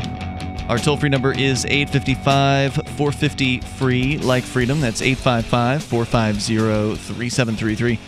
And joining you in the studio here tonight, it's Ian. And Mark. Of course, you can bring up whatever you want. We've been talking about the Democratic Socialists of America, who are in the news as a growing political influence, they say here in the Associated Press reports. They've got more numbers than they have in recent years, up to 45,000 members, up from 6,000 just a few years ago. But what's it all about? What does it actually mean to be a so-called democratic socialist? And what's the difference between democratic socialists and socialists? That's something that has not been made clear at all in this particular article. In fact, the AP's analysis says it basically looks like they're socialists. You know, the word socialists is common throughout the democratic socialists. Well, so, like, Bernie Sanders' version is let's give free college to everybody. Let's have they support that Medicare for all. So they support that. And basically, that's it. Like, these are the two platforms that I saw trotted out. They also say $15 minimum wage, and apparently they're... I bet he would have said that, yeah. Yeah. Let's go to your calls here and thoughts. But if $15 minimum wage is good, then why not go for $100? Indeed. Well, that's a whole other discussion about why the minimum wage is counter to good economics, essentially, and that's something we should start the show with, I think. And drives unskilled workers out of the marketplace. Correct. It hurts the very people that it's intended to help. You want to comment on that, you're welcome to. Our toll-free number here is 855-450-FREE. But I was talking about, you know, if you're concerned about this, if you're concerned about the rise of socialism, of course, again, the argument is the United States is already a socialist country. It's just most people don't want to admit it, and including the Republicans. But if you're concerned about these issues and you care about freedom, if you believe in liberty, believe that you should be free to live your life how you want, so long as you don't bring harm to another human being, if you are in agreement with the non-aggression principle, which says that you shouldn't use aggressive force to achieve your goals in life, basically. If you're a libertarian, if you're a voluntarist, if you're a liberty-loving anarchist, you really owe it to yourself to learn more about the migration of freedom lovers to New Hampshire. And it's been going on now for well over a decade as an official sort of organized thing. Obviously, people have been moving to New Hampshire for many decades because it's more free. More freedom. So it's sort of always existed, but now it's a more palpable concept that's really happening with thousands of people committing themselves to pick up and move to New Hampshire and get active, most importantly. I mean, some people are just kind of moving and living their life, but others are getting involved within political parties. Like I said, Mark, you're in the Republican Party. I met a girl at the dinner that I had recently at the New Hampshire Liberty Alliance yearly awards dinner who's going to run as a Democrat where she lives. So there's people running as Republicans, Democrats, Libertarians, and winning. There's actual anarcho-capitalists, actual principled libertarians, voluntarists, who are in the state government, in House of Representatives roles here in New Hampshire. And the impact that the libertarians have had, I think, is very clear and very obvious once you start getting involved here. So the meeting that I went to, the dinner, which you've gone to for like the past few years. I've emceed it, yeah. Right. I had gone a few years ago. Well, you always had to sit in for me when I was going. Right. And then I took over to the Sunday show for a while, and now you're in charge of the Sunday show again. So I've got Sundays off, and this dinner happens on Sunday night. So I actually got to go this year for the first time in a few years. And like it was previously, the place is packed to the gills with state representatives, many of whom are hoping to get a good grade from the New Hampshire Liberty Alliance, which is a political organization formed by free staters. Unlike any other in any other state. Right. It actually looks at all of the legislation and grades. Not all of it, but yeah. Well, they try to look at it as much as they can. They look at the legislation. They give the legislators voting recommendations as far as like, oh, here's how you would vote if you were a liberty-loving person. They also get, of course, voting recommendations from their political party. But in New Hampshire, you get voting recommendations from the Libertarians as a Democrat or a Republican. So they're handing out voting recommendations to all these state reps every single week in the state house. That's one thing they do. And then they rate all of those state reps, all 400 of them, plus the senators. There's 24 of them. They rate them all based on how they voted on various different pieces of legislation throughout the year, and they come up with their yearly ratings. And they announced this was their awards dinner to give awards to the top, A+ rated state representatives, who I would like to say, once again, a Free Talk Live listener and state representative and supporter of the show, actually, Mike Sylvia. Congratulations to him for being the Liberty Legislator of the Year, according to the New Hampshire Liberty Alliance. He's been in the top tier. He's been an A+ rep for like 5 years straight, and he's well-deserved. Kudos to him for receiving that award, because that is a very distinguished award. There's only one person who gets it, and that's the top, most freedom-friendly, by their voting record, state representative. And there's 400 of them. And he's one of our listeners. And he's given money to the Free Talk Live AMP program in the past. Love that guy. He's an amplifier, yep. Yep, kudos to Mike Sylvia. That's how great it is here in New Hampshire, where listeners of Free Talk Live, Mark Warden, longtime advertiser, was also one of these Liberty award-winning state reps in the past. Twice. He won that twice in the past. And he's also obviously a listener of Free Talk Live. Where can you say that is true anywhere else but New Hampshire? How many other states have state representatives sitting in office who are listeners of the most libertarian radio show in the United States? I don't know of them. You ever heard of them? No. All right, let's go to your calls and thoughts here. That's because New Hampshire's special. It's unique. That's why Maine people has are a moving senator here. who now is listening to the show a bit. Oh, really? Yeah. Oh, okay. He's pretty good. But he came in after he was a senator, basically? After he found out about us. Gotcha. So let's go to Gene. He is the Christian anarchist. He's on our Discord on-air call-in line room. Go ahead, Gene. Hello, guys. Hey there. Yeah, well, I was going to mention that I was in a Christian commune in the 70s. And really? It worked all right because it was voluntary. You could leave at any time you want. It works great as long as it's voluntary. But that's not what I called about. I called about the Russiagate and Seth Rich, because all of this nonsense, they're trying to push this DNC leak off onto the Russians, when it was pretty clear that it was Seth Rich and a thumb drive was all that happened to get those DNC files out of there and into the wild and given to WikiLeaks.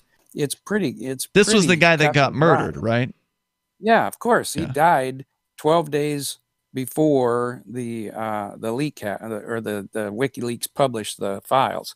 And WikiLeaks has said they did not receive anything from Russian, agents or whatever. And so all of it looks like that Seth Rich is the guy. He snuck the stuff out of there on a thumb drive. Somehow Hillary found out about it and added one more dead body to her, long list of dead bodies that follow their career. Mysteriously continue to pile up.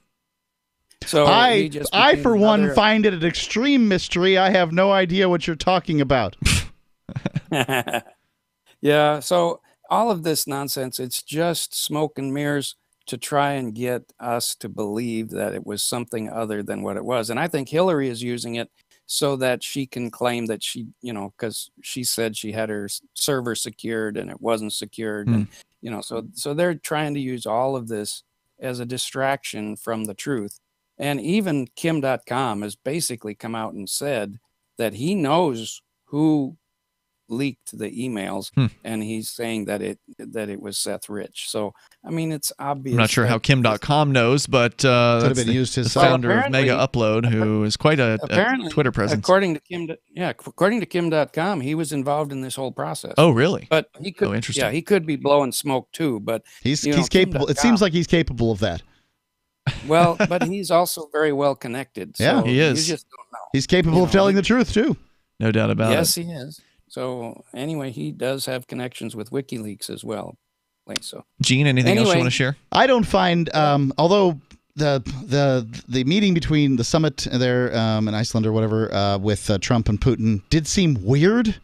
I don't find the idea of meeting with Putin in some way reprehensible. No, not at all. And I find that the word Russia is basically Democrat for Benghazi at this point. It's this, we're going to smear and smear and smear until there's nothing left to smear anymore.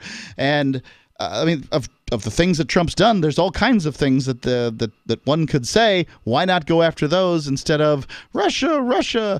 I would like to have peace with Russia. I do find the downing of that, was it Norwegian, whatever the Dutch airline, whatever the airliner was, to be very suspicious, though. Gene, thank you for the call. That's Gene, the Christian Anarchist. You can join him on our Discord server with a bunch of other listeners and some of the hosts over at discord.lrn.fm. And I forgot to mention, if you're interested in learning more about the Libertarian migration to New Hampshire, happening now, just go to 101reasonsfilm.com. There's a great hour-long documentary there that'll lay it out for you. Why New Hampshire already is the freest place, arguably on the globe, certainly within the United States, and why you ought to come here if you're a libertarian or a voluntarist.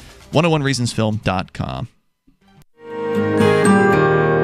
So the protection of life, liberty, and property is what the Free State Project is all about. But it's an effort to move 20,000 people who understand. It's about demonstrating to the entire country that, yeah, we can have a free market, a truly free market. Making it just a freer, great place to live.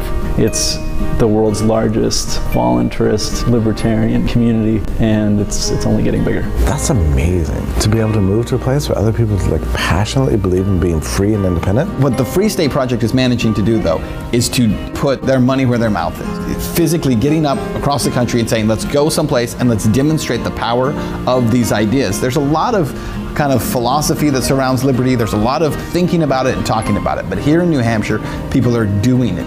101 Reasons Liberty Lives in New Hampshire, a documentary by Free State Project Early Movers. Watch it free at 101reasonsfilm.com. 101reasonsfilm.com.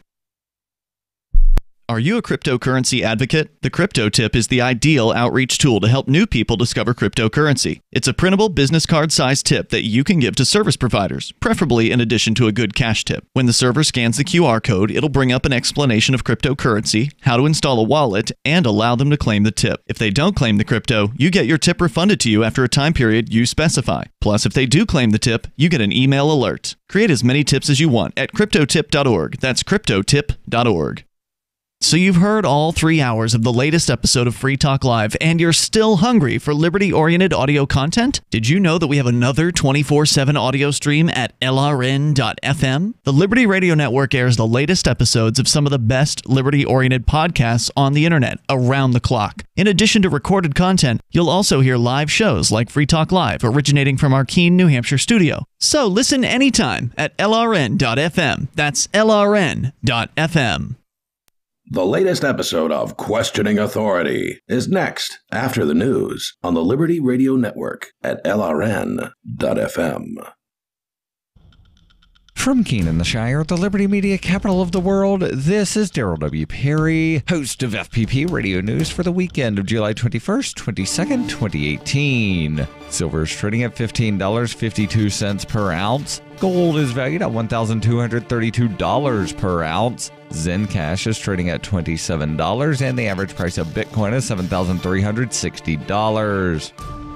Antiwar.com reports with the Syrian rebel factions having been defeated or negotiated surrender deals, the first rebels from the territory around the frontier with the Israeli-occupied Golan Heights have started to evacuate the area, heading north to the rebel-held Idlib province. Various rebel-held cities, towns, and villages all accepted roughly the same deal negotiated by the Russians. Under the deal, rebel factions agree to either submit to government rule, disarming and remaining where they are, or evacuate into the north. Buses arrived in the southern part of the Quneitra province on Friday and started loading up both rebels and any civilians that wanted to leave, departing for the north. Exactly how many fled is not entirely clear. Reuters, however, reported that from the Israeli-held side of the frontier, they could see large numbers of cars and trucks packed with people withdrawing from a village on the Syrian side. This withdrawal leaves just a handful of towns held by the Islamic State along the southern border outside of government control and presumably the next targets of the offensive.